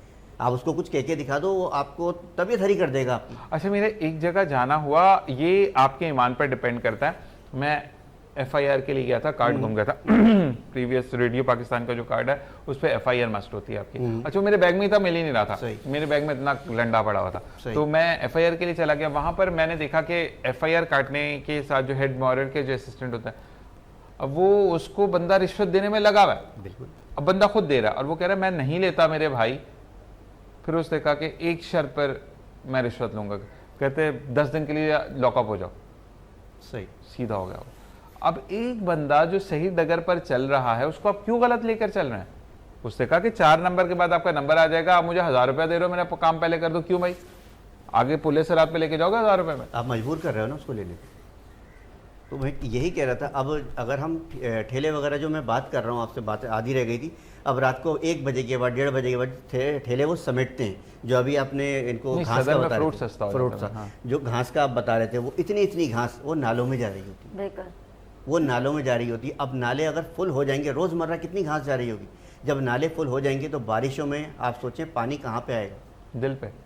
पानी जब आएगा फिर हम रो रहे होते हैं कि यार पानी ऐसा आ रहा है। कुछ गलतियाँ हमारी भी हैं, अगर हम उनको सही करें तो जाहिर सी बात है आगे हम किसी को बोलने के लिए बेहतर समझ सकते हैं। असल में मैं एक बात और कहूँगा कि मसला ये है कि जब तक ये निज़ाम ख़त्म नहीं होगा ना, कि देखिए आपने अगर देखे तो अक्सर और बेशतर जिस एरिया में मैं भी रहता हूँ, नाले ओपन खुले हुए हैं। बिल्कुल। उसको या तो कुछ ऐसे मटेरियल्स आते हैं जो कि आप सिल्वर के अंदर आप उसके कवर्स लगा कर उसको बंद करें कि गटर नीचे से जा रहे हैं ना, दुनिया में जा रहे होते बिल्कुल हैं। ऐसे ही। पाकिस्तान कोई अनोखा कंट्री थोड़ी है, नहीं। लेकिन मसला ये कि हर जगह खुले में अब लोगों को आते थे वो गुटखा खाया, वो जो बना हुआ एक पैकेट होता है उसको उसमें फेंक दिया। तो मकसद ये है कि हम खुद बर्बादी करें अपनी, कोई हमें बर्बाद नहीं करता। अभी कुछ टाइम की बात है, मैं जा रहा था सुबह के टाइम पे ज़रा काम से, तो मतलब 2 स्कूल के बच्चे बैठे हुए थे, मतलब बड़े साहब थे। स्कूल के बच्चे 2 बैठे हुए, शायद स्कूल छोड़ने जा रहे थे। वो जा रहे हैं, नाले के साथ साथ कचरा था, ऐसी बाइक पे जाते जाते उन्होंने ऐसे थैली रखी और ऐसे उन्होंने उठा के फेंकी, नाले की जो दीवार है उससे टकराई, पूरी थैली फट गई। अब मैं उनको देख के मैंने कुछ बोला नहीं, सिर्फ मैंने ये सोचा, मैंने कहा यार ये स्कूल बच्चों को छोड़ने जा रहे हैं, पहली तरबियत तो ये खुद दे रहे हैं बच्चों को, गंदे काम करो। गंदे काम करो तो आगे जाके बच्चे क्या करेंगे। पहले जब स्कूल जाके तो बाद में वो 4-5 घंटे जो सीखेगा जो पढ़ेगा वो तो बात की बात है ना, पहले तो प्रैक्टिकली गलत हो रहा है उनका। ऐसे ही है। तो मकसद हमारा, डॉक्टर साहब क्या कहेंगे ऐसी तरबियत पे जो खुद देर होता है? बस जी देखिए, तरबियत से मुराद हमारा जो सोशल सर्किल है जिसमें हम रह रहे हैं, माशरे में हम रह रहे हैं, उसमें गैर जिम्मेदारी बहुत ज़्यादा आ गई, जिम्मेदारी का फुकदान है। अगर हर शख्स अपना काम करे ईमानदारी के साथ, तो हमारे जो अभी बहन हमारी बोल रही थी कि भाई हम खुद सही नहीं है, देखिए हमें वो काम करने पड़ते हैं जो हमारे, आप अपने घर का कचरा उठाने के लिए पैसे देते हैं, ऐसे ही है। आपका KMC कचरा नहीं उठाती, टैक्स आप उनको पूरा दे रहे होते हैं। तो कोई शख्स अपनी जिम्मेदारी पूरी करने के लिए तैयार नहीं, सिस्टम इसीलिए ख़राब हुआ है। और सिस्टम में मुराद हम लोग इसलिए शामिल है कि जो इसके जिम्मेदार हैं ना वो इसके ज़्यादा कसूरवार होते हैं। हम एक आम शहरी है, वो उसमें क्या कर सकता है कि वो कचरा उठाने के लिए पूरी मुहिम चलाएगा, सवाल ही नहीं पैदा होता। तो इदारे अपनी जिम्मेदारी से अपना काम करेंगे तो ये माशरा खुद ब खुद ठीक हो जाएगा। हम अपनी जिम्मेदारी महसूस करें, एज ए शहरी हमें भी अपनी जिम्मेदारी पूरी करनी चाहिए, इदारों को भी अपनी जिम्मेदारी पूरी करनी चाहिए। मैंने एक बयान सुना था कि वेस्ट के अंदर आप देखें तो जनाब, वेस्ट के अंदर यह है कि घर के अंदर से कूड़ादान तक कचरा आपने उठाकर डालना है, बाकी वो आते हैं वो ड्रम्स लेकर वो निकल जाते हैं, ड्रम्स लेकर निकल जाते हैं। हमारे यहाँ पर, अच्छा हमारे यहाँ पे एक भी और गलती है, मैं ये भी कहूंगा कि जब वो ड्रम्स आपने देखोगे ये लोहे के बड़े बड़े रेड कलर के ब्लू कलर के रखे थे, लोगों ने क्या किया उसको घर में ले जाकर उसमें फटियां ठोके अलमारियां बना ली। तो मकसद ये है कि भी नहीं छोड़ते ना, मसला भी प्रॉब्लम ये है कि हाँ सही बता रहा हूँ मैं, तो मकसद ये है कि ये चीजें हमें खुद भी देखनी है कि एज ए शहरी गैर जिम्मेदारी। अच्छा बड़ा वाला बिन पड़ा होगा कचरा, जैसे ही जा रहे बाइक पे जाते थ्रो करते बाहर फेंक के चले जाते। आप बाइक पर फेंक रहे कोई मसला नहीं, आप बाइक पे उस ड्रम के पास खड़े हो अंदर फेंक दे, नहीं करते लोग। तो क्यों नहीं करते? कोई इंजेक्शन है? मैं भी कहा ना, कहाँ जिम्मेदारी हमारी भी आती है एज ए शहरी और कहीं इदारों को भी आती है। तो हर चीज़ को अपनी जिम्मेदारी पूरी नहीं करेंगे तो ये बिगाड़ सारा इसी वजह से पैदा होगा। तारिक दूसरा ये मुझे बताएं कि अब क्योंकि कुछ लोगों को स्किन एलर्जी इस वजह से भी हो जाती है, आजकल वो पेंट्स जो है वो सस्ते वाले भी मिल रहे होता है जो फेस पेंटिंग हो रही होती है। अगर किसी बच्चे को एलर्जी हो गई है और ही इज लाइक 3-4-5 साल का, तो फेस पेंट से पूरे फेस रेड हो गया है या मुंह पे दाने निकल आए, तो वो तो डायरेक्ट इंजेक्शन पे नहीं डाल सकते उसको? नहीं, देखें उसको इंजेक्शन भी देने पड़ते हैं, बाज़ औक़ात वो एनाफिलेक्टिक शॉक शुरू हो सकता है, एलर्जी जो है प्रोसीड कर सकती है एनाफिलेक्टिक शॉक को, it will be cause death, उससे डेथ हो जाती है। तो हमें कोशिश करना चाहिए एलर्जी को अर्ली स्टेज पे कवर किया जाए और उसको एनाफिलेक्टिक शॉक टाइप की चीज़ों से बचा सकते हैं। इंजेक्शन उसमें भी दे सकते हैं हम, लेकिन पहले एंटीहिस्टामिन वगैरह के सिरप इस्तेमाल किए जाते हैं या टैबलेट्स अगर बड़ा बच्चा है तो। अच्छा, हर किसी टैबलेट में जो आपकी एंटी एलर्जी है उसमें नींद क्यों होती है? देखें अब बहुत अच्छी आ गई हैं, ये कुछ इसके साइड इफ़ेक्ट्स हैं कि कुछ मेडिसिन के साइड इफ़ेक्ट्स होते हैं। अब अगर हम उसको नींद से कम वाली दवा देना चाहेंगे तो अब मौजूद है इबेस्टिन वगैरह आ गई है, लेकिन शुरू में जब ये बनी थी तो जाहिर सी बात है जितनी रिसर्च हुई थी उसमें ये दवा एलर्जी के लिए बनाई गई, लेकिन उसका साइड इफेक्ट बर्दाश्त करना पड़ा कि नींद आती है, ये होता है उसमें लाजमी। वो एक ए के नाम से वेल जो होती है, ए को वेल कर देते हैं। हाँ। तो वो वाली गोली जो वो तो खाते हैं कि साथ ही 15 मिनट में मुझे तो लगता है मैं चांद पर पहुंच गया। नहीं जी, देखें अब वो कुछ साइड इफेक्ट, एक आपको मैं छोटी सी मिसाल देता हूँ।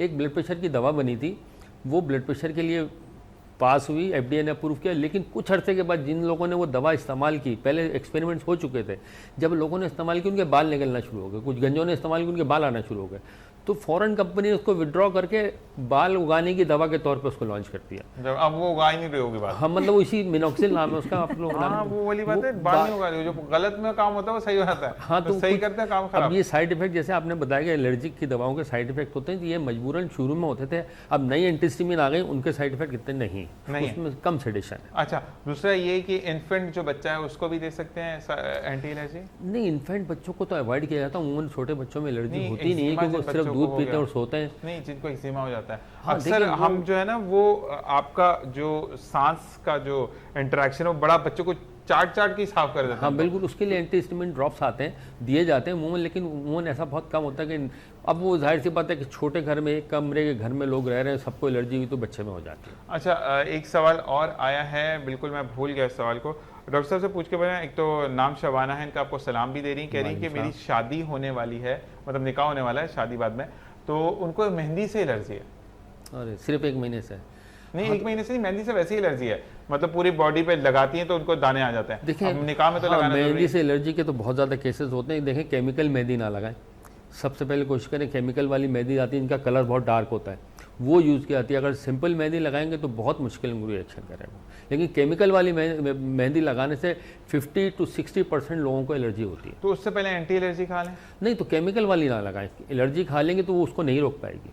नहीं, असल में कहते सारे हैं डॉक्टर कि ये आप ज़्यादा बेहतर बताएंगे कि जो फीमेल पार्लर में जाती हैं वो कहते हैं हमारी मेहंदी केमिकल से पाक है, रंग इतना आ गया, आपके मियाँ की मोहब्बत इतनी ज़्यादा, मियाँ जाके कुट ही रहो बाद में। इस चीज़ की कि मैंने शायद किसी जगह से मेहंदी लगवाई थी तो वो केमिकल वाली थी, तो मेरे ख्याल से 2 मिनट के बाद ही मेरे हाथ जलना शुरू हो गए थे और मेरे हाथ मोटे मोटे हो गए थे। तो मैंने मुश्किल आई थिंक रात गुजारी होगी और जलन में, और फिर सुबह मैं फटाफट गई हूँ डर्मेटोलॉजिस्ट के पास, तो उन्होंने मुझे वो ग्लिसरीन और पता नहीं क्या क्या चीज़ें दी और अवॉइड बोला कि आप सेंटेड चीज़ें आप बिल्कुल यूज़ नहीं करें। ये बिल्कुल बहुत खतरनाक। अच्छा, मुझे भी दाढ़ी में एलर्जी नहीं थी, मैं तो कलर लगा, क्योंकि एक अरसे से मैं कलर लगा रहा हूँ, वो बस वो एक डाई यूज करना, आपको तो पता है डॉक्टर, बस वो अजाब बन गया, बिल्कुल वो खराब कर देती है वो वाली चीज़ की आपको, अब वो रूटीन में आ गई है वो चीज़। अब वो मेहंदी की जो बात हो रही है उसको सेकंड करते हैं कि देखिए मेहंदी लगाना लड़कियों का बुनियादी हक है, लेकिन कोशिश ये करें कि वो आप देसी मेहंदी लेके बाजार से पत्ते लेके पिसवाएं, कुछ भी नहीं होता उससे, आपकी बिल्कुल सही रंग भी नहीं आता उसका। नहीं, वो यही तो चक्कर है, वो डार्क करने के चक्कर में तो केमिकल आ गए सारे। लेकिन काफ़ी पार्लर्स हैं जहाँ पर जो ऑथेंटिक मेहंदी मिलती है वो फिर आप खुद सर्च करें या फिर जो पार्लर वाली है वो आप थोड़ी लगवानी सर्च करें। आप यही कोशिश करें। अच्छा जी, आप क्योंकि हम इस सेगमेंट के टूवर्ड्स टू एंड है, आपसे अब सवाल करते हैं, फिर डॉक्टर को भी क्लिनिक बेचारे को हम सुबह सुबह बुला देते हैं, भागते हैं यहाँ पे क्लिनिक खोलने के लिए। अच्छा, मुझे ये बताएं कि अब जो है हम अगर बात करते हैं फैशन के कलर्स की, जी जी 14 अगस्त है, एक दिन का है, उसके बाद हमारा खत्म हो जाता है ग्रीन कलर, लेकिन अब कौन कौन से 3-4 कलर हैं जो बहुत ज़्यादा इन और आप थक गए उस पर काम करते करते? ज़्यादातर जो है वो स्किन कलर है, शॉकिंग पिंक कलर है, और जो है डार्क महरून कलर जो जा रहा होता है वो है। इतना हो चुका है कि वो जो स्किन कलर है वो निकाह में बेतहाशा, यानी कि खाली जैसे निकाह होता है उसके लिए अब तो पहले तो एक ड्रेस होता था दुल्हन का, अब 2 होते हैं, क्योंकि एक निकाह के टाइम पे होता है, एक रुखसती के टाइम पे होता है। नहीं, अब तो निकाह अलग ही होता है वैसे, निकाह अलग वो हो गए ना, अच्छे हो गए, पहले 2 ब्राइडल बनते थे, अब 3 बनते हैं। जबरदस्त। क्योंकि पहले जो निकाह के टाइम पे वो भी ब्राइडल बन रहा है, वो शॉर्ट ब्राइडल कह सकते हैं उसको, यानी कि नहीं, अब थोड़ा सा जो लोगों का ट्रेंड चेंज हुआ वो ये है कि मेहंदी से पहले निकाह होता है, क्योंकि दुल्हन मेहंदी के लिए तो तैयार हुई हुई है ना,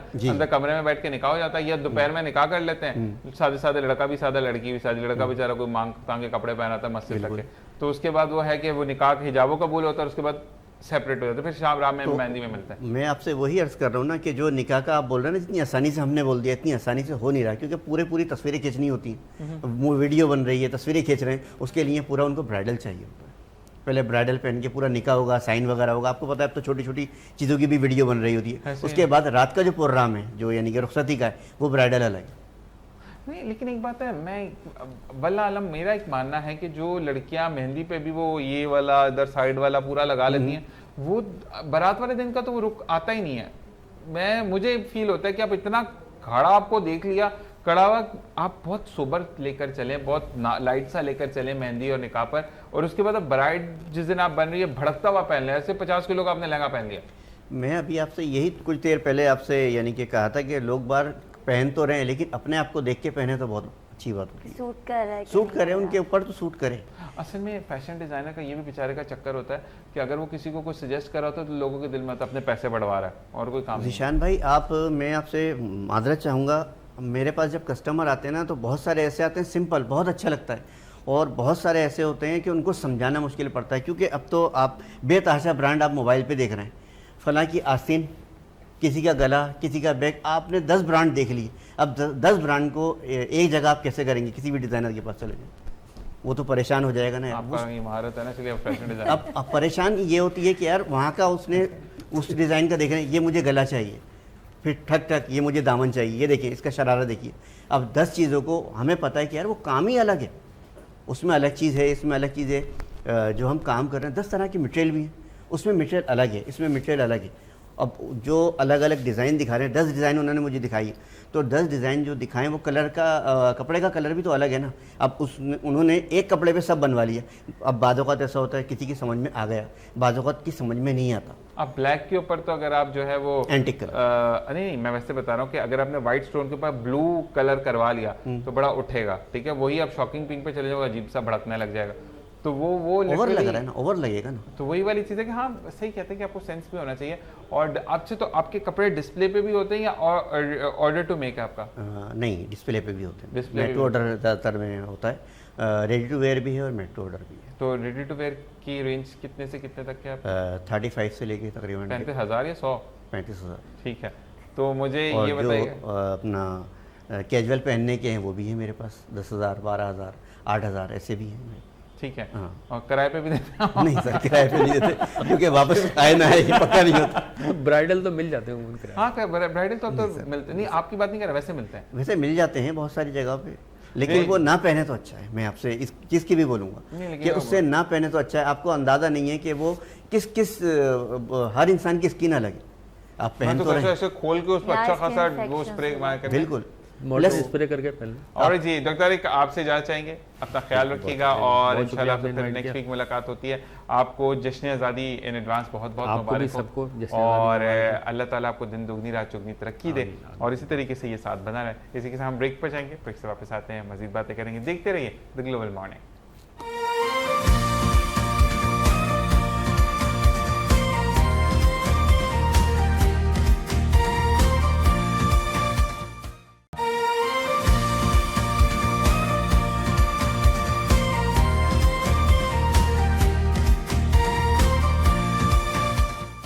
वेलकम बैक। एक बार फिर आपको खुश आमदीद कहते हैं। और समटाइम ऐसा होता है कि आप फ़ौरन से पहले प्रोड्यूसर साहब कहते हैं कि हम ऑन द एयर जा रहे हैं। आपकी तरफ आते हैं दोबारा, मुझे ये बताएं कि अब जो है वो दोबारा से लंबी कमीज़ें हैं या बिल्कुल शॉर्ट कमीज़ें आ चुकी हैं? अभी लॉन्ग है, लॉन्ग है, लॉन्ग चल रहा है। अच्छा, मुझे एक चीज़ समझ नहीं आती। देखिए, बीइंग अ फैशन डिज़ाइनर मैं आपसे बात करूंगा कि जो शॉर्ट हाइटेड होते हैं, ठीक है, लेकिन बहुत ज़्यादा बल्की होते हैं, मतलब थाई पर उनका बहुत ज़्यादा फीमेल्स का फैट है, हिप बहुत ज़्यादा प्रोमिनेंट है, तो उस पर तो आई गेस जितनी लंबी शर्ट होगी उतने आप कवर रहेंगे। बिल्कुल ऐसा है या बिल्कुल नहीं? ऐसे, अब वो बिल्कुल इतनी छोटी छोटी सी शर्ट्स पहन लेते हैं, ऐसे डोनाल्ड डक लगते हैं बिल्कुल। ऐसे। ओवर लगता है ना उन पे, अजीब ओवर लग- नहीं पहना है, सिंपल सिंपल जो है वो अच्छा लगेगा। अब ऐसा हो जो आप पे सूट करे। अब जैसे मेरी बहन जो है ये स्लिम है, अगर ये वो धोती शलवार या कोई भी ऐसा चीज तो करेगा। बहुत सूट करेगा। बिल्कुल। लेकिन अब यही इनको 300 किलो में देखें और माशाल्लाह फिर वो दूर से आती हुई नजर आए, मतलब शारा फैसल पे क्रॉस करें तो नजर यहाँ से बैठे हुए नजर आए, तो फिर तो बुरा ही लगेगा कपड़े बिल्कुल पहने। बुरा लगेगा, हर चीज़ आपको ऐप में शुमार हो जाएगा ना। बिल्कुल फिर ऐसा ही है। अब इनका जो है, इन पर लोग sari looking very good on है, बिल्कुल। वो मैंने अभी नाम लिया था लहंगा, लहंगा बड़ा अच्छा। तो वो चीजें हैं कि आपको कैरी करना, अगर आप स्लिम लुक पर हैं तो बहुत अच्छा है, बिल्कुल। लेकिन अगर आप थोड़े से बल्की हैं तो you should discuss with your dress designer और फैशन डिजाइनर कि हमें क्या करना चाहिए। बिल्कुल समझाया जाता है उनको कि आपको ये सूट नहीं करेगा, ये करेगा। पहले उनको पूरा यानी कि बताया जाता है, फिर उसकी उनकी मर्जी देखी जाती है, जो वो कहते हैं वो करना पड़ता है। अच्छा, अब मुझे एक बात और बताइएगा, मैं आपसे पूछ रहा हूँ कि मैंने अरूसी जोड़ा, जिसको हम बारात का जोड़ा कहते जी, हैं, जी। हमारा एक कॉमन है, मतलब बीइंग अ पाकिस्तानी मैं बोलूँगा maroon, blood red and normal red या पिंक टाइप पे हम चले जाते हैं। आजकल तो काले काले कपड़े पहन के कहते हैं ट्रेंड, मुझे तो नहीं पसंद आता वैसे ये चीज़ें। आपको अच्छी लगती हैं? बस वो उन्होंने जो सोशल मीडिया देख लिया है, भाई इसने ये पहन लिया, ड्रामा में इसने ये पहन लिया, यही अच्छा है, यही कलर लेना है नहीं, आपको। वैसे एक बात है लेकिन कि ट्रेडिशनल जो हमारा चलता आ रहा है, ट्रेडिशन के रेड है, मरून है या अनारी कलर है, गोल्डन तो कलर वो पहन लेते हैं। मेरे गोल्डन भी हिसाब पहन से वो लेते ज़्यादा अच्छा लगता है। बेशक आप कंट्रास्ट आपने अपनी शादी पे कौन सा कलर पहना था? बॉटल ग्रीन के साथ रेड कलर था। बॉटल ग्रीन, मतलब रेड कॉम्बिनेशन था या ना? रेड तो combination। शर्ट में रेड तो प्रोमिनेंट हो रहा होगा आपकी नीचे जी। उस पे जो भी, लेकिन शर्ट रेड होगी या दुपट्टा शर्ट रेड? जो थी वो बॉटल ग्रीन कलर की अच्छा। थी, उस पे जो काम था वो रेड कलर का था। ठीक है। और लहंगा भी जो था नीचे का वो रेड कलर का, रेड कलर का था और दुपट्टा दुपट्टा रेड। रेड था ना, तो वो पूरा कवर हो जाता पूरा है। cover तो हो मुझे बताएं कि आपकी पसंद थी या आपके उनकी पसंद थी? वो मेरी पसंद थी, वो आपकी- मुझ पे छोड़ दिया था कि आपने जो पसंद करना है। शुक्र और बेगम घर आ रही है, जो मर्जी पहन के अब आ जाए घर, जबरदस्त। ऐसा क्या होगा ना। और दूसरी बात ये कि हम लोगों को एज अ खवातीन हमें बजट पे रह के चलना होता है, क्योंकि ये चीज़ ऐसी होती है कि आपका अगर फिगर चेंज हो जाए शादी के बाद तो फिर आप कैरी नहीं कर सकते, पहन नहीं सकते। नहीं, तो आपका कौन सा, थोड़ा सा मैं इसको भी क्लियर करूंगा कि जो मैं सवाल करने जा रहा हूं मैंने क्यों किया, कि आपको कौन सा वाला है कि आप वालिदैन का घर का पहन के जाती हैं या दूल्हे वाला भेजते हैं आपको? अच्छा, मैं जिस फैमिली में गई हूँ वो तो उर्दू स्पीकिंग है, उनका तो अपना ही होता था। नहीं, लेकिन पंजाबी मैं- में भी अपना है, माँ के घर का, क्योंकि पंजाबी पंजाबी में में भी अपने घर का होता हाँ, है। नहीं तो मैं अपने घर का हाँ, पहन जो के माँ गई बाप थी। के घर का होता है, क्योंकि पंजाब में कफन और ये जिंदा कफन एक उसमें कहते हैं और एक मुर्दा कफन। जी, जी। तो वो ये दोनों जो है वो माँ बाप के घर जी, का, तो मैं यानी माँ बाप डोली के डालते, घर का दोनों डोली होती है ना, वो जी, जी। खुशी की डोली, वो दुख की डोली, तो दोनों डोली का जो कपड़े होते हैं वो माँ बाप के घर के होते हैं, तो इसलिए दुल्हन जो है वो अपने माँ बाप के घर का पहन के जाती है। जी, मेरा तो सीन उन्होंने सब मुझ पे डाल दिया था मेरे ससुराल वालों ने। माशाल्लाह मेरे ससुराल वाले बहुत अच्छे हैं, बहुत कोऑपरेटिव भी हैं। तो आपने ऐसा तो नहीं किया कि वलीमे को जोड़ा इतना महंगा खरीद लिया कि वो नहीं, भाई- वलीमे का जोड़ा मैंने खुद नहीं खरीदा, वो मेरे हस्बैंड की पसंद थी और पिक्चर आ गई थी, आप बता दें ये लेना है कि ये लेना है। मैंने कहा जो आपको अच्छा Decide लग रहा है कर आप ले लीजिए। लें। आपने ये तो नहीं पूछा और किस आप पे घर ऑफ की लगा बड़ी मेरे बहू भाई? हैं। आपने ये तो नहीं पूछा कि ऑफ किस पे चल रहा है इस वाले में जाना है? मेरे 50% ऑफ off वाले नहीं। ये ऑफ वाला सीन जो है ना, सेल वाला, मैं इससे बहुत दूर रहती हूँ, सॉरी टू से। खाड़ी पे लगे, सफाई पे लगे, मैं इतने क्राउड में घुसना पसंद नहीं करती। तो आप महंगा ले लेते हैं। नहीं, महंगा भी नहीं लेना ना, आपको अपने बजट में रह के चलना है। आपको जबरदस्त। बहुत कुछ मैनेज करना होता है, सिर्फ कपड़े ही नहीं बनाने होते, आपके बच्चे हैं, आपकी ग्रोसरीज हैं, आपकी हर चीज़ है। बेशक आपके हस्बैंड अर्न कर रहे हैं, लेकिन मैनेज आपने करना है घर वैसे को। आपके मियाँ करते क्या हैं? और वो गाड़ियों के जो टायर्स होते हैं उनके डीलर हैं। जबरदस्त। तो मुझे ये बताइएगा कि अच्छा, गाड़ियों का जिनका काम होता है, ये मैंने सुना है, जो किसी भी फॉर्म में, इवन वो टेप वाले ही हो, गाड़ी काला के टेप सोना वगैरह- काम है। नहीं नहीं नहीं नहीं, मैं कुछ और पूछा, ये खाने के बड़े शौकीन होते हैं। Is he a foodie person? नहीं, he is not a foodie, I am a foodie. अच्छा, वो नहीं खाते? नहीं, वो बहुत लिमिट में या है। आपने कहा कि मैं स्लिम हूँ, क्यों खा रहे हो भाई, मैं भी नहीं खाती, आप क्यों खा रहे actually he is a BP patient and sugar patient, तो वो बड़ा एहतियात करते हैं। वो दवाई से बचने के लिए वो एहतियात को जरूरी समझते हैं। तो शुगर के लिए तो बेस्ट है कि आप फिर आप बोलेंगे टोटका बता रहा है नहीं, जौ का आपका दलिया और इस तरह नहीं, की आपने चीजें। सिंपल ये करना है, मिट्टी का ग्लास होता है, ओके। आपने मगरिब की अल्लाह अकबर हो, उसको पानी भर के उस पर लिड वो रखनी है जो मिट्टी की हो, लेकिन उसमें सुराख हो, हवा पास आउट हो, सही। वो सारी रात ओवरनाइट उसमें स्टे उसी में रहेगा, ठीक है। सुबह जब भी उनकी सुबह होती है, जितने बजे भी उनकी सुबह होती है वो सुबह होती है, यानी उन्होंने ये नहीं कि बीच में मिडनाइट आप वॉशरूम जा रहे हैं, वो सुबह नहीं है। आप जब भी उठें सुबह प्रॉपर्ली, आप एम्प्टी स्टमक है, आप फौरन से पहले वॉशरूम जाएं, क्लियर अप करके सबसे पहले वो पानी आकर पिए, तो आपका पूरा दिन शुगर मेंटेन रहती है। सेकेंड, अगर आप आड़ू खाते हैं, स्टार्टिंग फर्स्ट मील अगर आप आड़ू खाते हैं तो उससे भी शुगर मेंटेन रहती है आपकी। तो सही। ये करके देखिए, I will बड़ा try, ये इंशाल्लाह। करिएगा जरूर। आपकी तरफ आते हैं, मुझे ये बताएं कि अब जो है वो अगर कोई, आप भी सेल वगैरह लगाते हैं या नहीं, नहीं सेल कि सिलाई कराओ कढ़ाई फ्री? नहीं नहीं ऐसा कुछ भी नहीं है। कढ़ाई कराओ सिलाई फ्री ज़्यादा मत है। दिवालिया हो जाएगा। ये फ्री वाली सिलाई होती है ना, वो फिर फिनिशिंग वाली नहीं होती होगी, नहीं बिल्कुल नहीं फिनिशिंग ऐसी नहीं होती। आती उसमें। अच्छा, ऐसा कुछ है? बिल्कुल आपने मैं सूट क्योंकि ले शराब लिया, मांग में जब पहनता हूं। सूट ले लिया, उसकी सिलाई में फिनिशिंग नहीं है, क्या फायदा? वो दिखने में ही इतना जब अजीब तक लग रहा है। ड्रेस फिटिंग में नहीं आ रहा तो वो बेकार है, चाहे वो लेडीज हो जेंट्स हो, वो किसी का भी हो, फिटिंग में हम आना तो लाजमी है। लड़के, मैं तो ये रमीज खान का पहना हुआ आज मैंने, हम तो घुसने वाला काम करना है, कहीं पे फिट आ जाओ तो फिर स्लिम फिट पहने जाते हैं, स्लिम फिट ऐसे हैं वो 100% फिट आएंगे आप। अच्छा जी, यहाँ पर थोड़ा सा ब्रेक का कहा जा रहा है प्रोड्यूसर साहब, हम एक ब्रेक की तरफ जाएंगे और ब्रेक से वापस आएंगे, बातों को मजीद हम इसी तरीके से कैरी ऑन रखेंगे। एक शॉर्ट सा ब्रेक, देखते रहिए द ग्लोबल मॉर्निंग।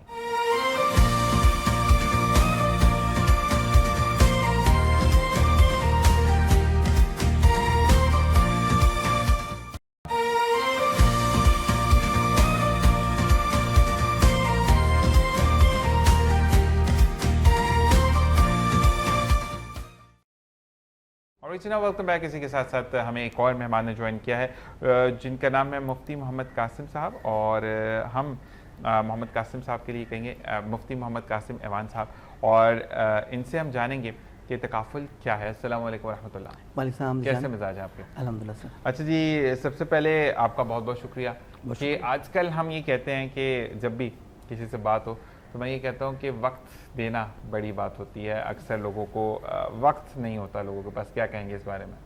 आपने बिल्कुल दुरुस्त कहा, सबसे कीमती चीज़ अगर समझे तो हमारा वक्त होता है, और दूसरे को भी चाहिए कि वो दूसरे के वक्त की कदर करें। ठीक है। अच्छा, तकाफुल क्या है, थोड़ा सा पहले ये बताइएगा। बहुत अच्छा सवाल आपने किया, मैं बहुत मुख्तसरन बताऊं।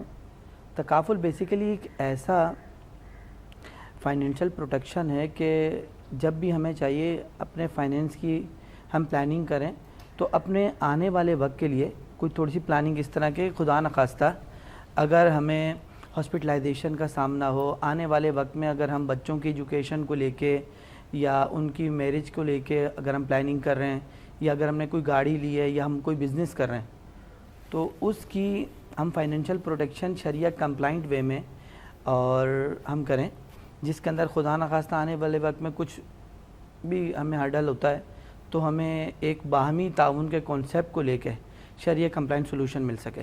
मकसद ये है कि अगर फ़र्ज़ करें इसमें मेरा एंडोजमेंट क्या होगा मैं देखने वालों के लिए, क्योंकि आपने एक बात की कि अगर वो उसके हालात बुरे हैं तो हम उसको तकाफुल या जो भी बेसिस पर इस्लामिक प्रिंसिपल्स पर उसकी मदद करें, ऐसे कुछ है?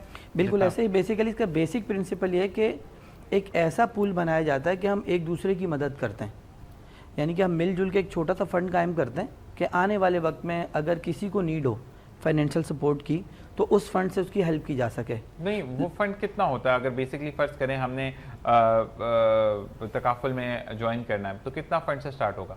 नहीं, अब देखें बेसिकली एक तो वक्फ पूल है, उसका हम हिस्सा बनते हैं, वो बहुत बड़ा फंड होता ठीक है। है। अब उसके अंदर हम थोड़े मिसाल के तौर पे अगर मैं प्लानिंग कर रहा हूँ आज से 20 साल बाद अपनी बेटी की शादी की, आने वाले वक्त में मुझे लगता है कि वो 1 करोड़ या 80 लाख रुपए की जो नीड होगी, आने वाले वक्त में पैसे का भी डिप्रिशिएट हो रहा है और हम मेरी ख्वाहिश है मेरी बच्ची अच्छे तरीके से विदा हो, तो उसके लिए मैं प्लान करूँगा कि माहाना 10,000 तो मैं आज बचाऊँ।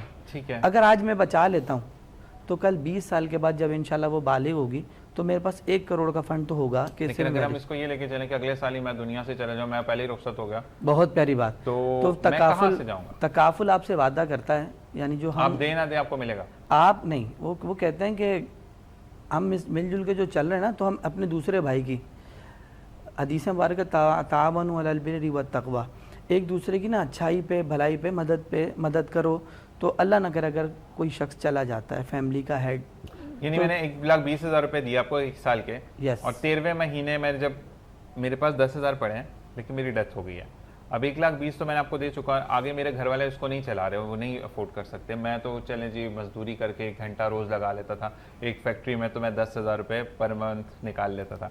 अब मेरी बीवी जो है वो क्या करेगी? तो उसको कुछ भी नहीं करना। वक्फ ने उससे एक वादा किया था कि अल्लाह ना करे अगर आप नहीं रहते तो हम आपकी फैमिली को आपकी कमिटमेंट की हुई रकम, यानी कि आपने 20 सालों में ऑलमोस्ट 20 लाख रुपए देना था, ठीक है, हम आपकी फैमिली को 20 लाख वो जो आपने कमिटमेंट किया था वो वक्फ से आएगा। मैंने भी नियत की, आपने भी नियत की, प्लस जो आपने सबमिट किए थे 1,20,000 या 1,10,000 वो भी वापस आपकी फैमिली को 21-22 लाख रुपए फ़ौरन मिल जाएंगे। लेकिन कुछ लोग ये कहते हैं कि ये तो फिर इंटरेस्ट हो गया ना, कि अच्छा। मैंने तो 1,20,000 दिए थे, वो मुझे 1,20,000 भी दे रहा है, इसका क्या इतनी ममता झड़ी है कि मुझे इतना पैसा भी वापस कर रहा है? आपको कोई शख्स नहीं वापस कर रहा, ये किसी शख्स से एग्रीमेंट नहीं है, ठीक है। हमने एक ऐसा फंड कायम किया ना कि हम सब मिलकर एक दूसरे के लिए कर रहे हैं। लेकिन मुझे बेसिकली उस फंड का मकसद, जैसे फर्ज करें ये आपने वो फंड मैंने कायम किया, इसको मैंने ले जाके किसी कारोबार में लगाया, क्योंकि वो डबल तो नहीं होगा ना। फर्ज करें इकट्ठे 9 लोग हैं जिसमें 8 फड़क जाते हैं तो एक बचता है, तो वो एक थोड़ी इतना प्रोवाइड कर सकेगा, तो वो 8 का कहां से पूरा होगा? सबसे पहले समझिए कि सूद क्या होता है, कि आका अलैहिस्सलाम ने इरशाद फरमाया ऐसी रकम के जो बगैर किसी बदले के आपको वापस मिल रही हो, लाख रुपए दिया, नो इन्वेस्टमेंट हुई ना बिजनेस हुआ, उसके ऊपर अगर आप चार्ज करते हैं।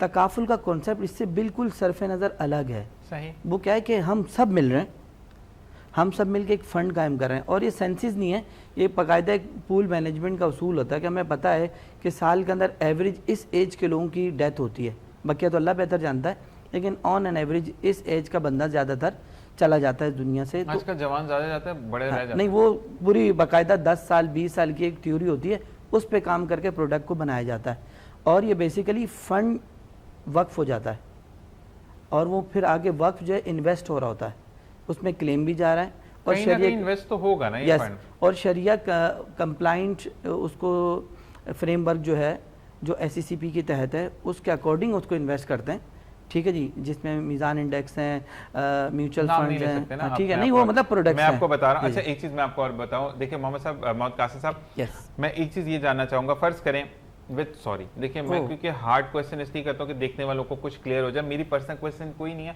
और ना ही कोई मेरा ऐसा है कि मैं आपको डिग्रेड करूँ या आपके फंड्स को डिग्रेड करूँ, नहीं। देखें, जो आम आवाम बन के मैं सवाल कर रहा हूँ, तो माजरत के साथ मैं आपसे कहना चाह रहा हूँ, ठीक है? तो मुझे ये बताएं कि फ़र्ज़ करें आपका ज़ीशान, एक मेरा अपना ही नाम लेते हैं, ठीक है, ज़ीशान फंड है, ठीक है, जिसमें मेरा ये कॉन्सेप्ट है कि भाई इससे लाख रुपए आ जाए, 1 लाख रुपए होगा, सूद पे दूंगा, 1,30,000 मिलेगा। आपको मैंने बड़ा इस्लामी पर्चे आजकल तो ऐसे इस्लाम के पर्चे निकालते हैं कि अल्लाह खैर करे, तो मुझे ये बताएं कि उसके बाद अगर आप मुझे वो रिटर्न करते हैं, क्योंकि सूद पे तो आप पैसा दे रहे हैं, मैं नहीं दे रहा, तो मैं तो बरी उस जमा रहूंगा ना, मेरे लिए तो वो पैसा हलाल होगा या मेरे लिए भी हराम होगा वो? बहुत अच्छा सवाल। सबसे पहले कि अगर आप किसी को शरिया कंप्लाइंट समझते हुए इन्वेस्ट करते हैं, किसी से अपनी गाड़ी की प्रोटेक्शन लेते हैं, किसी की अपनी हेल्थ की प्रोटेक्शन लेते हैं, और ये समझते हुए कि वो इसको हेल्थ की प्रोटेक्शन, वो जिसको हम तकाफुल में होती है, ये सारी आपके प्रोडक्शन, वर्ड थोड़ा सा प्रोडक्शन समझ आ रहा था, हाँ। तो मैंने इसलिए क्लियर किया। प्रोटेक्शन। अच्छा, उसका आपने तो कॉन्सेप्ट रखा है मैं इसको शरीय कंप्लाइंट वे में इन्वेस्ट करवा रहा हूँ ना। अब ये मेरी सवाबदीद है कि उसको मैं हलाल ज़राए पे लगा रहा हूँ, हराम पे। तो सबसे पहले समझ लीजिएगा, कोई भी कंपनी गवर्नमेंट फ्रेमवर्क से बाहर नहीं जा सकती। SECP के तहत हमारा ऑडिट्स होते हैं, कोई भी कंपनी है XYZ, उन तमाम के एक ऑडिट इंटरनल होता है, एक शरिया ऑडिट होता है, और एक एक्सटर्नल जो SECP के तहत देखे जाते हैं। और इस वक्त विजन 2030 के तहत हुकूमत पाकिस्तान चाहती है कि हमारी जितना भी बैंकिंग का निज़ाम है या इंश्योरेंस का निज़ाम है वो कन्वर्ट टू शरिया प्रिंसिपल्स हो जाए। तो उस पर बहुत रिस्ट्रिक्शंस हैं, तो ऐसा पॉसिबल नहीं है कि आपका पैसा रिबा की तरफ यूज़ किया जा और सके। अगर चला जाता है, मान लिया मैंने मैं हाँ, चले बिल फर्ज मुहाल, फिर फर्ज कर लेते हैं कि अगर वो चला गया, ठीक है ना, मैंने दिया, आप तीनों ने मेरे पास जमा कराया, मैंने हराम काम में लगा दिया, तो हराम का जिम्मेदार तो जवाब दे मैं होऊंगा ना, आप तीन तो नहीं होंगे। हराम का जिम्मेदार वो है कि जिसने उसको हराम ज़राए में यूज़ किया। बाकी आप लोगों पे तो हलाल रहेगा। आपके पास यूटिलाइज, आपके पास सर्टिफिकेशन हलाल की है। अब बैक एंड पे अगर इन केस फर्ज मुहाल कोई बंदा कर रहा है अदर देन कंपनीज, एक बात है, तो वो उसके ऊपर है। मैं लोगों के आसानी के लिए तो लोगों के लिए बिल्कुल, तो उनके लिए हलाल कर है। सकते हैं कि आपका जो पैसा है वो आपने तो हलाल वे से, बशर्त आपका पैसा भी हलाल का, लोग हराम वे से कमा के कहते हैं इसमें लगाएंगे हलाल होके वापस आएगा, ऐसा नहीं है। अगर आपकी जो कहते हैं कि इसका बड़ी अच्छी एक मिसाल, मैं एक जानने वाले हैं, उन्होंने बड़ी अच्छी एक मिसाल देकर बात खत्म कर दी कि एक खातून थी, उनके बच्चे थे 2, अब उनका बेटा उनको पसंद करने लग गया, वो तलाक याफ्ता थी, तो उनके जो हस्बैंड थे, जो पहला हस्बैंड था उस औरत का, उसका ये था अस्तगफिरुल्लाह पाकिस्तान में रहते हुए कि यार मेरे दोस्त आते तुम उनको भी ज्वाइन करो इन अ रॉन्ग वे, ठीक है। तो कहते हैं ना कि बड़ा आदमी जो है वो बड़ी बात करता है, तो उन्होंने ये कहा कि बेटा मेरे घर पे 20 लोगों का खाना बनता है और ये छोटे बच्चे हैं, 21 लोगों का खाना बन जाएगा, इतना बनता है कि 21-22 लोग खा सकते, तो उसमें मुझे इसका मसला नहीं है। तो फिर सवाल ये किया गया कि आपको इनको ले जाने में क्या मसला है, तो उन्होंने कहा बेटा मसला सिंपल ये है कि गंदे गोश्त का शोरबा भी गंदा होता है। सिंपल कहकर उन्होंने बात खत्म कर दी कि हम आगे बढ़ ही नहीं सकते। क्या कहेंगे इस बारे में कि हम इतनी लंबी लंबी लंबी तमीदें बांधते हैं, ये होगा ऐसा होगा वैसा होगा। उन्होंने कहा कि बेटा गंदे गोश्त का शोरबा भी गंदा होता है। तो ये इसलिए मैं मिसाल दे रहा हूं कि अगर आपका पैसा ही गंदा है तो आप उसको सोचे कि वो हलाल में लग हो गए, तो वो आपका पैसा गंदा है तो वो गंदे में ही रहेगा। क्या कहेंगे इस बारे में? बिल्कुल ऐसी ही बात है कि एक तो कहते हैं नियत आपने अगर हलाल की कर ली और आप काम हराम उसमें कर रहे हैं तो वो हराम, मेरे ख्याल से वो हराम में रहेगा, मेरा पॉइंट ऑफ व्यू। बिल्कुल ऐसे आप देखें ना, आपने ये बोलने की नियत हलाल थी हमारी तो ये हराम में कैसे हो गया, तो आप हराम में लगा रहे तो वो आपकी अपनी वजह से नहीं, हराम कमा कर आप हलाल में लगा रहे फिर भी वो हलाल नहीं होगा। मकसद ये है कि यहाँ पर हमारे आए हैं मुफ्ती मोहम्मद कासिम साहब आए हैं, मुफ्ती साहब के ना मोहम्मद कासिम साहब आए, तो ये अगर एक कंपनी को लेकर आए हैं, ये कहते हैं जिशान भाई अगर मेरा पैसा हराम का तो वो तो हराम ही रहेगा ना, उनकी कंपनी हलाल की ना, मेरा पैसा तो हराम का है तो मुझे तो वही रिटर्न आएगा जितना उन्होंने दिए, 1 दें 1 करोड़ 20 दें, मेरे लिए वो हराम उनकी तरफ से हलाल निकलेगा, मुझे वो हराम मिलेगा क्योंकि मैंने हराम में दिया। अच्छा मुझे ये बताएं कि अगर आपकी स्पेशलिटी ऑफ अ डिश पूछी जाए, बीइंग अ हाउस वाइफ, तो आपकी क्या स्पेशलिटी है जो कि हर कोई कहता है कि ये तो बनवाना है आपसे? Pulao, chicken pulao, beef pulao, mutton pulao, ये मैं बहुत अच्छा बनाती हूँ कि मेरी मदर इन लॉ इसकी बहुत तारीफ करती हैं। ठीक है, इसलिए मुझे ये कंफर्म हो गया कि मेरी सास ने तारीफ किया तो मैं अच्छा बनाती हूँ। जबरदस्त। तो अम्मी, अक्सर अम्मियाँ जो हैं ये बड़ी बहनें, आप बड़ी हैं घर में या आपसे बड़ी बहन? नहीं, मैं सेकंड नंबर पे हूँ। आपकी बड़ी बहन है या भाई है? बड़ी बहन है। बड़ी बहन है। अक्सर बड़ी बहनें और अम्मी जो है ना वो सेटिस्फाइड नहीं होती अपने पीस से, कहती इसी में फॉल्ट होगा। तो कभी आपको ऐसा फॉल्ट मिला?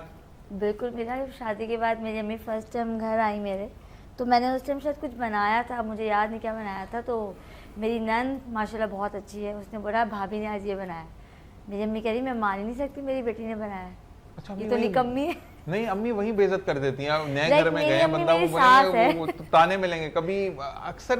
अब आप भी माशाल्लाह बेटी की माँ, तो अपनी बेटी को नहीं मेरी बेटी तो बना सकती है, मेरी बेटी है, मतलब आपको मेरी अम्मी जो है ना वो तारीफ हमारे अलग से कर देंगे, किसी के सामने ये नहीं बोलेंगे कि मेरी बच्ची ने अच्छा। नहीं, ससुराल में ऐसा नहीं करना चाहिए ना, फिर अगले वो थोड़ा सा। मेरी मदर इन लॉ बड़ा हैरान, क्या भैया आप ही की बेटी ने बनाया, आप खा के तो देखे। अब मेरे को क्योंकि बिलीव इसलिए नहीं होता कि मैंने घर में कभी काम नहीं किया था। लाइक मुझे शुरू से इस तरह रखा गया था कि जो बड़ी बहन थी वो 8 साल बड़ी थी मेरे से, तो फिर वही ऑर्डर चलाती थी, सारे काम भी वही करती थी। फिर उसके बाद मेरे जो छोटे भाई हैं वही पानी पिलाते थे, वही सब करते थे। तो आप मतलब कितने बहन भाई हैं? हम 4 बहन भाई हैं। 2 भाई 2 बहनें? जी। तो पहले 2 बहनें रुखसत हुई तो फिर भाई रह गए? मैं सबसे एंड में मैंने शादी की है। अच्छा, मतलब कि घर मैनेज करने के बाद भाभियां आ जाए? पहले भाभियां लेकर आई हूँ, उसके बाद मैं रुखसत हुई हूँ। आपने कौन सी नंदों वाला कभी काम किया? सही से बताएगा। नहीं, मौका नहीं मिला वैसे। जबरदस्त जी। आपकी तरफ आते हैं, मुझे बताएं कि जैसे कोई स्पेशल इवेंट्स आ रहे होते हैं, शादी से हटकर अगर हम बात करें तो स्पेशल इवेंट्स के ड्रेसेस भी आते हैं आपके पास, या क्योंकि अब महंगाई इतनी ज़्यादा हो गई है कि लोग कहते हैं अपना ही पूरा हो जाए, बड़ी बात है? आपने बहुत अच्छा सवाल किया दिशान भाई। बात ये है कि लोग बाग जब आते हैं ना तो बज़ाहिर वो कार में आते हुए नज़र आ रहे हैं, ये बहुत ज़्यादा मतलब सूट वूट में नज़र आते हैं।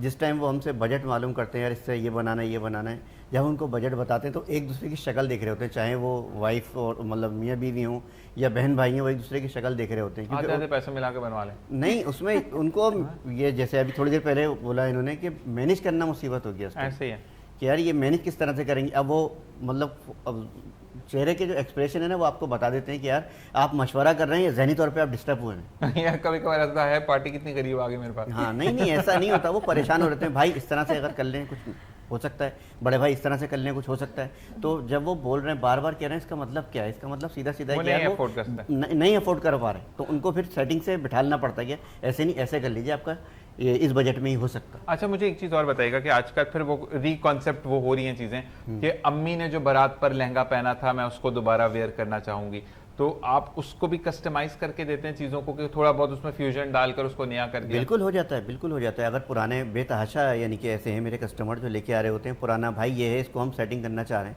तो उसका जैसे दुपट्टा है या कोई भी चीज़ है उसके बॉर्डर निकाल लें, नई जो फैब्रिक है नए पे एप्लिक करें, उसकी सेटिंग बहुत अच्छी बनती है।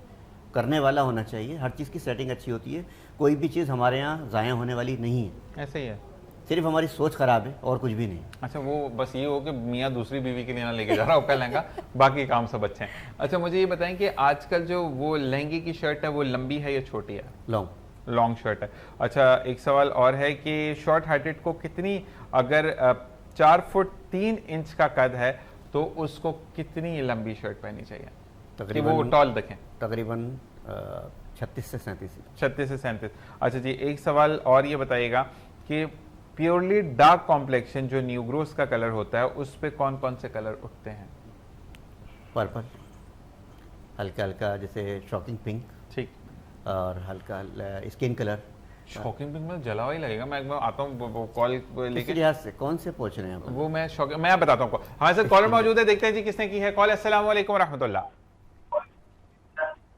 अस्सलाम वालेकुम। वालेकुम सलाम। जी मेरे भाई, कौन बात कर रहे हैं? अंकल वो ना मैंने अपने फुप्पो के बारे में पूछना प्लीज है। अपने टीवी का वॉल्यूम कम कर दें, आप ही बात कर रहे हैं और आप उसको प्रोग्राम को रिपीट में भी देख सकते हैं। आवाज के अंदर जब हॉलो पैदा होता है तो हमें आवाज समझ नहीं आती है। अच्छा निशान भाई, मैंने अपने फुप्पो के बारे में पूछना है। किसके बारे में पूछना है? फुप्पो के बारे में अपनी। फुप्पो के बारे में पूछना है, क्या पूछना है मेरे भाई? मुझे यहाँ पे कॉल ड्रॉप करनी पड़ेगी, या मुझे प्लीज़ आप जो हमारे भाई डायरेक्टर साहब हैं, प्रोड्यूसर साहब हैं, प्लीज़, क्योंकि इतना ज़्यादा शोर आ रहा है इनकी आवाज़ में, मेरी आपसे रिक्वेस्ट है कि बिल्कुल आप सवाल करें और आप जो हैं वो टीवी का वॉल्यूम बंद करके आप जो हैं वो बात करें। जी आपके कासिम भाई, आपकी तरफ दोबारा आएंगे। मुझे ये बताएं कि कुछ लोग ये होता है कि आजकल जो वालिदैन तो सब सोचते हैं, औलाद नहीं सोचती है, ओल्ड एज होम भरे चले जा रहे हैं, ठीक है। अब से नौजवान लड़कों को भी ये है कि हम अपने बुढ़ापे को सुधारें, मेरी बीवी और मेरे सिवा कोई नहीं है, तो इस तरीके का भी कोई फायदा है? आपने इस मुश्किल वक्त में ना एक बड़ा मुश्किल सवाल किया है। आने वाले वक्त में यकीनी तौर पे आप और मैं भी किसी न किसी आजमाइश में होंगे। हम नहीं चाहेंगे कि हम अपनी औलाद के हाथ में हों, तो हमें अपने पास एक ऐसा फ़ंड होता है जिसको कहते हैं पेंशन प्लान। मुख्तलिफ़ कंपनीज़ के पास मुख्तलिफ़ एतबार से होता है, बट पेंशन प्लान ये होता है कि आप वन टाइम इन्वेस्ट करते हैं, फिर अपनी आने वाली ज़िंदगी में उसको हर साल आपको एक चेक मिल जाता है ठीक है, वो XYZ अमाउंट हो सकता है जो इन्वेस्ट आपने किया, और वो लेकिन बट आपकी पूरी लाइफ आपको वो मिलता रहता है हर ठीक साल, है।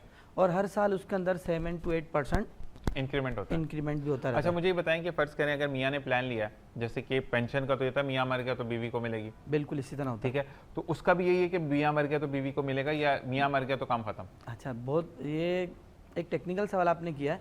अगर मियाँ का इंतकाल हो जाता है, जो खुद जिसने अपना पेंशन लिया, है, अगर वही चला जाता है तो फिर उसकी वाइफ को रिमेनिंग डेज होते हैं, लाइक 25 साल तक अगर पॉलिसी चलनी है, उसने 3, 4, 5 साल लिया है, तो बकिया जो रिमेनिंग ईयर्स बच जाएंगे ना 25 साल में से, वो उसकी वाइफ को मिलेंगे। बट अगर हस्बैंड कायम रहता है तो जब तक उसकी लाइफ है उसको मिलता रहेगा, ये होता है। और अगर वो रुखसत हो जाता है तो उसकी वाइफ को 25 साल के दौरान ही मिलता है। अरे जी, अच्छा मैं बताता चलूं कि मेरे मुंह से गलती से निकल गया कि मुफ्ती साहब हैं, मैंने फिर बाद में क्लियर कर दिया, मोहम्मद कासिम साहब हैं। और हम ये बात करें तो हम कंप्लाइंस के बारे में कोई बात करना चाहें तो करें, बाकी शरा के सवाल हम जुम्मे वाले दिन करेंगे।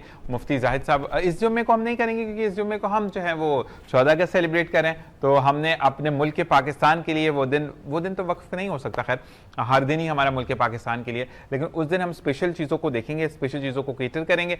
और आप बिल्कुल इनसे प्लान्स जान सकते हैं। मेरा अब सवाल ये है कि अगर एक बंदा, मैं जब से कासिम भाई ओल्ड एज होम से होके आया हूँ ना, मैं यकीन करें कि मैं अपनी ज़िंदगी के 3 हार्ड शोज़ हैं जो मैं अक्सर कहता हूँ। जिस दिन बड़ी अम्मी का इंतकाल हुआ वो शो था, सेकंड एक मैंने शोहदा का शो किया, बहुत मुश्किल होता है वो फैमिलीज़ के आगे। अच्छा वो मेरे डायरेक्टर मेरे कान में बार बार PTV पे बोल रहे हैं मत रोज ईशान, मैंने कहा भाई अब आप कंट्रोल कर सकते हैं, मुझसे नहीं हो रहा, या तो मैं शो छोड़ के चला जाऊँगा, ठीक है।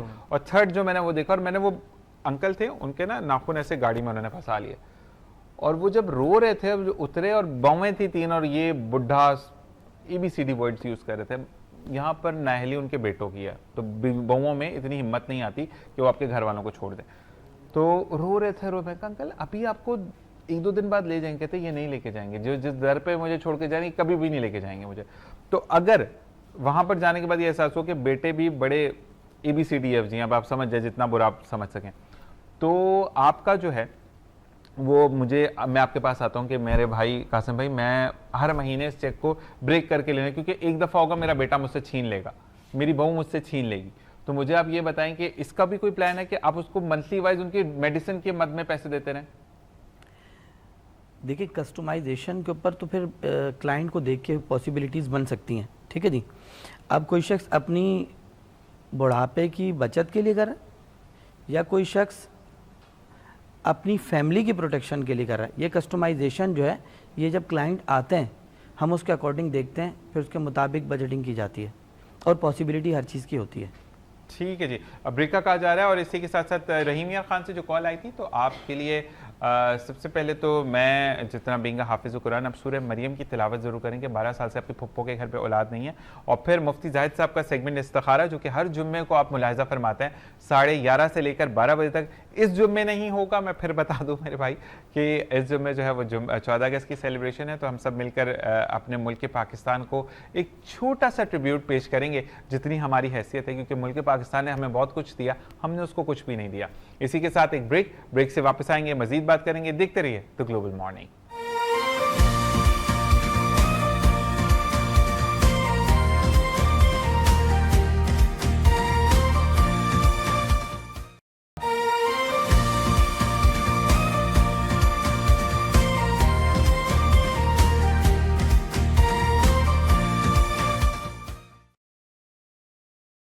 Original welcome back. और इसी के साथ साथ हमें शाहिदा तौफीक साहिबा ने ज्वाइन इन किया है, जो कि एजुकेशन से रिलेटेड है। उनको आने में देर होगी क्योंकि शायरा फेस्टिवल पे ट्रैफिक, और ट्रैफिक के बाद रोड को समझना थोड़ा सा मुश्किल हो जाता है। अस्सलाम वालेकुम रहमतुल्लाह। वालेकुम सलाम। कैसे मिजाज है? आप वाकई में थकी हुई लग रही है, मुझे लग रहा है अपने गाड़ी को धक्का देते हुए आई अपनी, ऐसे ही है कुछ? नहीं, ट्रैफिक बहुत जाम थी। बिल्कुल ऐसे ही है, ट्रैफिक तो पता था कि हम 14 अगस्त के पास हैं। सही। अच्छा, झंडा वंडा बनाती है मुंह पे आप कभी बचपन में दिल का? हमारी स्कूल में फेस पेंटिंग होती है और कल हमारा ये प्रोग्राम है स्कूल में, ठीक है। सेलिब्रेट कर रहे हैं। एक दिन पहले क्यों सेलिब्रेट किया? हमें तो 14 को मिला था। क्योंकि एक दिन पहले करने का ये पर्पस है कि मीडिया वाले कवरेज वगैरह देते नहीं मिला था, मैं 13 को ही कर लें। नहीं नहीं फिर जो है ना 14 अगस्त को हमारी दूसरी ब्रांच में जो हमारा Pakistan public school and college Qazikot में है, तो ज़ाहिर है फिर हमारा स्टाफ हमारे बच्चे वहाँ भी सेलिब्रेट करेंगे।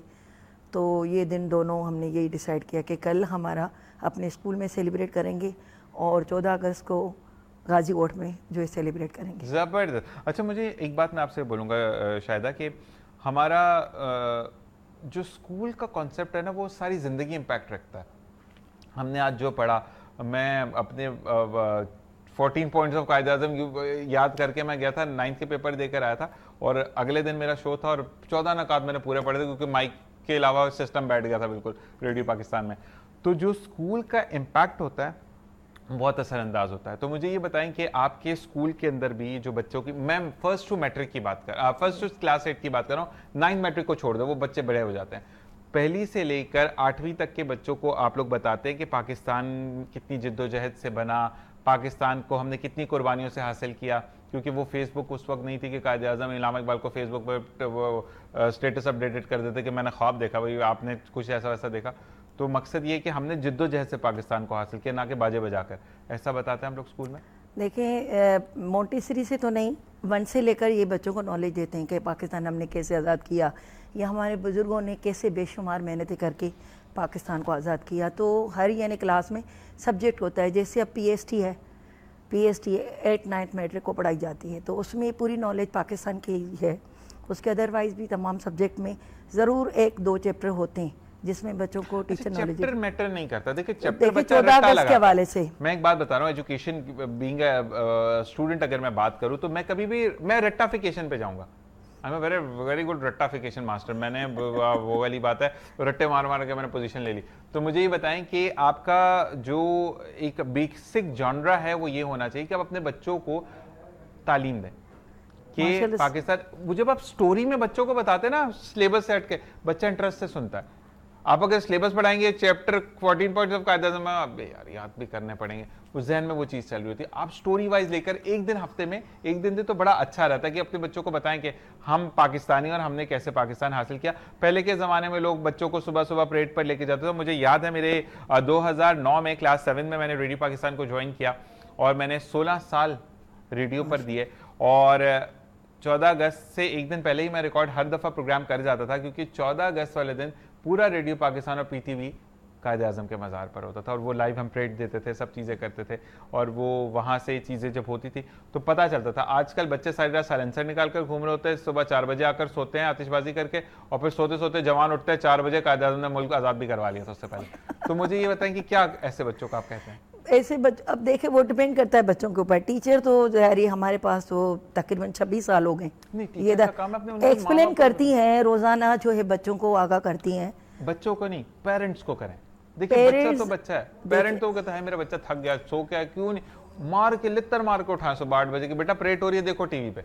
अच्छा, जिस आबादी में मेरा स्कूल है ना, वहाँ पे तो बेचारियाँ घरों में काम करने जाती हैं, तो वहाँ अनएजुकेटेड ज़्यादा पेरेंट्स हैं। ठीक है, तो हम नॉलेज किसको दें? एजुकेटेड ज्यादा, मैं बताऊं आपको, बच्चों के ऊपर फोकस करते हैं। एजुकेटेड वाले तो अपने ऊपर भी वो होता है ना कि मेरा ये स्टाइल, वो बेचारी नीचे बैठाएंगे, नीचे बैठ के सुन लेंगे आपकी बात, बैठेंगी, मगर उनके पास टाइम कम होता है। अब सुबह जब अगर फीस जमा करवाने आती हैं तो बस जल्दी करें, हमें काम पे जाना है, मैडमें डांटेंगी, तो टाइम का भी तो फोकस है। और उनका यही है कि बड़े अमीरों के घर में यही गुलामी करना और फिर आगे शाम को वापस आना, तो उनकी ज़िंदगी तो यहीं तक ख़त्म है। बस उनके जहन में यही है कि बच्चों को तालीम दे ताकि बड़े होकर जहाँ हम घरों में काम करते हैं हमारे भी बच्चे काश इससे बने। आप सिंधी हैं बेसिकली? जी जी, दादी सिंधी है ना बाबा। तो मुझे ये बताएं कि हमारे उन लोगों के लिए जो कि इस कल्चर से डिपेंड करते हैं, देखिए मैं एक बात ज़रूर कहूँगा कि उन लोगों के लिए, उर्दू में हम इसलिए बात करें कि हर कोई समझे कि जो छोटे बच्चे हैं, मेरे लिए तो आप बच्चों की तरह ही है। तो बेटा आप लोगों से एक रिक्वेस्ट है कि जो अगर माँ बाप दोनों घरों पर काम कर रहे हैं, बाप भी जाकर चौकीदारी कर रहा है, गाड़ियाँ साफ कर रहा है, माँ घरों पे जाकर गंदगी साफ कर रही है ना, कचरा साफ करना, गंदगी साफ, तो आप पढ़ें ज़रूर, ताकि आप पढ़ेंगे तो उनका नाम रोशन होगा। ऐसे ही है। मगर उन गरीबों के अंदर एक एहसास ही होता है, दुख होता है कि काश हमारे बच्चे भी किसी मंजिल पे पहुंचे। मगर आजकल में इतने सारे एहसास के बच्चे हो जाते हैं, एक दो बच्चे हों तो फिर समझ आती है। ज्यादातर ये भी नहीं, ज्यादातर ये भी है ना कि वो जो जहाँ ये मेजॉरिटी है, ज़्यादातर पेरेंट्स भी नहीं पढ़ा सकते हैं, बच्चे माहौल को भी डिपेंड करते हैं। देखिए मैं एंटी नहीं हूँ, लेकिन बच्चे देखिए 2 बच्चे तो फिर भी आप पढ़ा ले रहे हैं, 200 बच्चे नहीं पढ़ा सकते ना, तो बच्चों पे हाथ हौला रखें। हमारे यहाँ पे कहते हैं गुर्बत और है, बच्चे बहुत हैं। आपका देखिए मैं एक चीज, आप औरत हैं, आपके अपने बच्चे भी होंगे माशाल्लाह। ठीक है, तो मकसद ये है कि बच्चा पैदा करना आसान नहीं होता। ये तो हर मतलब मैं तो बीइंग अ मर्द तो बोल ही सकता हूँ ना, आप उस दर्द से गुजरी हैं, आपको पता है। औरत को आप नकारा बना देते हैं, वो बेचारी घर का भी काम करती है, हर साल बच्चे भी पैदा कर रही है, फिर आपकी मारे भी खाती है, फिर चीजें पूरी नहीं होती, वो टेंशन में भी रहती है, रात सोती नहीं, तो वो तो मर गई ना बेचारी। तो औरत के लिए भी तो सोचे ना। तो ये किसका सोचना फर्ज है? मैं ये औरत नहीं हूं, मैं मर्दों के सोच एक मर्द की सोचे ना, और सोचना चाहिए ना मैं कि सोच के ही बोल रहा हूँ। देखिए मैं कितना सोचा, मैं सब आवाम को बता रहा हूँ, ये मैं क्लिप डालूंगा, ये मैंने कितना सोचा। हाँ, ये एक मर्द की सोच होनी चाहिए कि वो लेडीज़ को अप्रिशिएट करे कि सारा दिन वो औरत कैसे करती है, घर को मेंटेन करना है, बाहर को, फिर कल के लिए वो प्रिपेयर होना है। तो बस औरत जो है ना ज़्यादातर इम्तिहान में ही है, औरत बाकी में इम्तिहान में है। और मैं ये जरूर कहता हूँ कि हमारी पाकिस्तान की, मैं अल्हम्दुलिल्लाह फ़ख्र से कहता हूँ कि मेरी माएँ, बहनें, बेटियाँ, मेरी बड़ी, मेरी छोटी, जितनी भी हैं, you are the super womens. आप जो हैं वो हमारा जादुई ताकत हैं कि हम जिस दिन आपकी कदर सीख जाएंगे, हम दुनिया में और आखिरत में अमर हो जाएंगे। क्योंकि नबी करीम आका दो जहां सल्लल्लाहु अलैहि वसल्लम को ये नवीद मिली कि तुम्हारी आल बेटी से चलेगी, तो बेटी तो बेटी है। फिर आपकी तरफ आते हैं, मुझे ये बताएं कि आजकल बदबख्त बेटे जब प्लान्स आउट कर लेते हैं, तो आपने कहा कि वो म्यूचुअल फंड होता है सबको। अब फर्ज करें बेटे को बाप ने गाड़ी लेकर दी, लेकिन आजकल जो है वो डकैत भाई कहते हैं हम भी आपके बेटे हैं, वो छीन के ले जाते हैं, वो कहते हैं आपके अब्बू ने हमारे लिए भी लेके दी थी। तो हमारा, मुझे ये बताएं कि उसमें कोई ऐसा इंश्योरेंस का कि जो इस्लामी शरिया के ऐन मुताबिक हो? देखिए तकाफुल बिल्कुल आपने सही सवाल किया। जिस तरह लाइफ का या सेविंग का अगर सेफ्टी देती है, फाइनेंशियल प्रोटेक्शन देती है, इसी तरह वो आपकी आज वो सख्त वक्त है। जिस तरह आपने कहा ना कि पापा ने गाड़ी लेके दी और बेटे से वो भाई आके ले जाते हैं। मिसाल के तौर पे एक बाइक की मिसाल ले लूँ, एक कार की मिसाल ले लूँ, तो तकाफुल के अंदर अगर आप शमूलियत इख्तियार करते हैं किसी भी कंपनी में, तो अल्लाह न करे अगर इस तरह का कोई इंसिडेंट हो जाता है, मिसहैप हो जाता है, तो फिर आपको गाड़ी भी मिल सकती है। वही वाली है? नहीं मिलेगी, वो तो चली गई, वो मॉडल तो पुराना नया नहीं, वो तो हम आपको हमेशा पेमेंट करती है, वो आपको चीज़ नहीं देती। तकाफुल आपको उसकी पेमेंट देगी मार्केट वैल्यूज में। गाड़ी की और आप मुझे 2.5 लाख रुपए देके बोले बेटा नो एक उसूल है ना कि आपको मार्केट वैल्यू के अकॉर्डिंग अपनी गाड़ी की प्रोटेक्शन लेनी है। मार्केट वैल्यू के अकॉर्डिंग ही आपको उसका पेमेंट किया जाएगा। हाँ, बाइक हो, एक आम आदमी अगर बाइक छिन जाती है, वो बाइक या राइडर है या कोई भी है, तो दोबारा वो 10 लोगों के आगे हाथ फैला के वो बेचारा अपनी बाइक हासिल करेगा। तो उसको चाहिए कि मिसाल के तौर पे 1 लाख की चीज़ें 5,000 में कवर हो रही है, तो उसको क्यों नहीं चाहिए? एक पूरा साल रिलैक्स माइंड से वो कहीं भी गाड़ी ले जा सकता है, अपना रोज़गार करे, बच्चे को दे, अल्लाह ना करे मिसहैप हो गया, उसको मिल जाएगी। गाड़ी का अगर एक्सीडेंट हो गया, इस वक्त तो हुकूमत सिंध ने मैंडेटरी कर दी है थर्ड पार्टी पॉलिसी कि दूसरों की जान आपके हाथों ज़ाया ना हो। लाइट ट्रक्स वगैरह लोगों को कुचल देते थे, या लास्ट टाइम हमने देखा एक सुजुकी, एक होटल में लोग काम कर रहे हैं, होटल के अंदर चले गए, उसको भूख लगी हुई थी। हाँ, अगर उसको तो भूख लगी थी, लेकिन जो 3 बंदे मर गए, वो बेचारे तो उसकी भूख मिटाने में चले गए। अगर इस तरह का कोई फेज़ आ जाता है, तो सिंध हुकूमत ने मैंडेटरी कर दिया कि आपको थर्ड पार्टी पॉलिसी लेनी है। फिर अगर कोई आपकी गाड़ी से डैमेज हो जाता है, कोई अल्लाह न करे इस दुनिया से रुखसत हो जाता है, तो 7 लाख रुपए लवाहिकीन को दिया जाता है। किसी के हाथ पांव ज़ाया हो गए तो 5 लाख रुपए उनको मिलता है। ये भी हुकूमत का बहुत अच्छा हाथ लगाने के लिए वो उनको मतलब ज़ाया हो गई चीज़, अब 5 या 7 लाख का इमदाद हो जाती है। तो किसी न किसी हद तक हमें चाहिए कि अपनी फाइनेंशियल प्रोटेक्शन लेके रखें। बिल्कुल जी। क्योंकि टाइम खत्म हो गया, आप ज़्यादा क्या मैसेज देंगे? बिल्कुल सही बात है। अगर हम करना चाहें तो एक दूसरे की हेल्प भी कर सकते हैं। मैं तो ये बोलूँगा, जैसे अब तकाफुल की बात कर रहे हैं, बहुत अच्छी बात है, लेकिन माशरे में अगर देखा जाए ना, हम एक दूसरे की हेल्प करें तो बहुत अच्छी बात है। ऐसे है, हम अपनी कौम परस्ती को छोड़ दें, हम ये छोड़ दें कि यार हम क्या है, या हमारा मतलब जो भी है हम वो छोड़ दें। हम ये देखें यार ये इंसान है सामने, असल में इसकी मसला हेल्प पता है की क्या है? मैं यहाँ पर एक बात बोलूँगा मुजफ्फर भाई, कि मैं वो बात तो ऐसी करूँगा कि आप बोलेंगे ये बंदे से तावीज़ लेके जाओ मेरे घर वाले सुधर जाए। अमल मेरा भी सही नहीं है ना। आजकल भाई भाई की मदद नहीं करता तो लोग तो फिर बात करेंगे। जी मैम, क्या कहना चाहेंगी? जाते जाते मैं एक बात मैडम ने बोली, आप लोग बोल रहे थे कदर, औरत हो या मर्द हो, जो पहले अपनी खुद कदर नहीं करेगा ना, तो दुनिया भी उसकी कदर नहीं करेगी। बहुत अपनी प्यारी कदर खुद करना बहुत ज़रूरी है। बिल्कुल। और बड़ी अम्मी हर बात में मुझे याद आती है, बड़ी अम्मी कहती है कि बेटी उसको दो जो अपनी माँ की कदर करता हो, तो वो आपकी बेटी की भी कदर करेगा। दूसरी जो बात- अपनी माँ बाप के आगे माँ और बहनों के आगे बदतमीजी करे, वो कभी आपकी बेटी का नहीं बनेगा। बिल्कुल। दूसरी बात, अपनी सोच को मजबूत रखें। ऐसे ही है। बस सोच होगी तो आप ज़िंदगी के सीधे रास्तों पे चल सकते हैं। अगर आपके अंदर नेगेटिविटी है तो आई डोंट थिंक सो कि आप प्रॉपर वे में चल सकते हैं। जबरदस्त जी। शायद अब हम क्या कहेंगे आप? मैं ये कहूँगी कि जितना मर्द को हक है उतना औरत को भी मिलना चाहिए। सिंधी में बोले आप, ये सिंधी में देखने वाले सारे आपको सिंधी में देख रहे हैं, तो सिंधी में आप बाबा। मां इहो ई चवंदसि त जेतिरो मर्द खे का एतिरो औरत खे बि हक़ मिलणु खपे। सही आहे। छो जो ॾिठो वञे त माशरे में औरत खे जेको आहे न 40% हक़ मिले थो, ऐं औरत एतिरो कुझु करण जे बावजूद बि उनखे उनजो सामने देख के बात हस्बैंड उनखे उन हस्बैंड जेको एप्रिशिएट नथो करे, ऐं ज़्यादातर माशरे में ईअं ई हलियो थो वञे त औरत जेतिरो बि करे न त दुनिया में उनजी मिसाल कोई नथो ॾेई ये सघे। बड़ो बिगाड़ आ गया आप। मैं भी सिंधी में शुरू कर, मैं उर्दू में बोलूंगा। ये बहुत बड़ा बिगाड़ है कि आप जब क्योंकि अप्रिसिएशन औरत के लिए मैं ये कहता हूँ, ये आप भी है, आप पूरा दिन घर का काम करें और मर्द आके आपका जो मर्द है, यानी आपका जो मियाँ वो आके बोलेगा ना कि शायदा या सुमेरा थक जाती हो, आप अगले 2 दिन के लिए चार्ज हो जाते हैं। सिर्फ मर्द का ये प्यार- मर्दों के मुंह पे ये अल्फाज नहीं आते, वो SMS कर देते हैं आजकल। नहीं करते हैं आजकल। अगर ये अल्फाज बीवियों को बोले तो कितना इनका दिल झूम उठे। वैसे मैं एक वो बात बताऊं, समझो कि मेरा मरने जो की वजह- प्रोड्यूसर है वो वाकई में बीवी का दीवाना है। वो अगर उसको एक बात उनकी वो कहते हैं कि प्रोड्यूसर सबसे बड़ी मुझे अच्छी लगती है उनकी बात कि वो अक्सर कभी कोई कहे ना कि यार तुम गर्लफ्रेंड नहीं बनाते, तो कहते हैं अल्लाह ने एक दीवी है ना, निकाह में शरा में जो जायज़ है मेरे आगे मुँह के आगे भी बैठी हैं। हलाल हलाल है और हराम हराम है। ये जिस दिन हम समझ जाएंगे तो बड़े से बहुत बहुत शुक्रिया आप सबका आने का, आपका देर से आने का भी बहुत शुक्रिया। अदी इंशाल्लाह नेक्स्ट टाइम हम इंशाल्लाह, बात करेंगे। और साथ साथ जाते जाते आप लोगों से भी मैं ये रिक्वेस्ट करूंगा कि मदद करें लेकिन उसकी तहशीर ना करें, क्योंकि जब मदद करते हैं तो वो अपनी इस्लाह होती है ना कि दूसरे की। और ये कहते हैं कि जब आप मदद करते हैं तो आंख बंद करके अल्लाह तबारक व तआला से ये दुआ करें कि मैंने तो ये जितना मैं कर सकता था मैं कर चुका, लेकिन साथ साथ जो है पुले सरात पर मेरी मदद फरमा। और अल्लाह तबारक व तआला 70 माह से ज़्यादा प्यार करता है।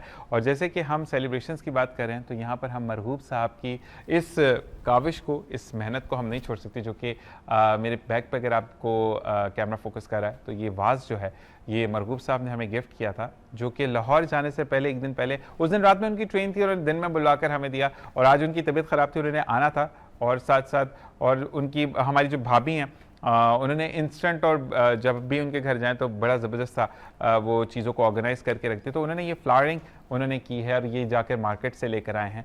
और अक्सर मैं उनको तंग करता हूँ कि मेरा वाटरफॉल कहाँ पर है, यानी वाटरफॉल फाउंटेन कहाँ पर है, तो अक्सर कहते हैं जिशान भाई उसमें थोड़ी सी पेचीदगियाँ मैं बनाऊँगा। तो ये इनकी मोहब्बत है। अल्लाह तबारक व तआला इन दोनों मियाँ बीवी को ऐसे ही रखे, ऐसे ही खुश व खुर्रम रहें और इनका साथ ऐसे ही बना रहे इंशाल्लाह। ज़िंदगी बखैर, आपसे कल मुलाकात होगी। आज की नशिस्त में कोई बात बुरी लगी हो तो तहे दिल से माज़रत ख्वाह हैं। सिर्फ इस बात को अपनी ज़िंदगी की डोर के साथ बांध लें कि भलाई करनी है दूसरे के लिए नहीं, अपने लिए। पाकिस्तान हमेशा जिंदाबाद, पाइंदाबाद, पाक आर्मी पाइंदाबाद, जिंदाबाद। और तमाम ग्रुप का बहुत बहुत शुक्रिया कि जो हमारे साथ मौजूद है, मेरी टीम जो है जिनके बगैर मैं ये काम नहीं कर सकता। ज़िंदगी बखैर, आपसे कल मुलाकात होगी। इस दुआ के साथ जा रहा हूँ कि कल वापस लौटूंगा। अल्लाह निगहबान।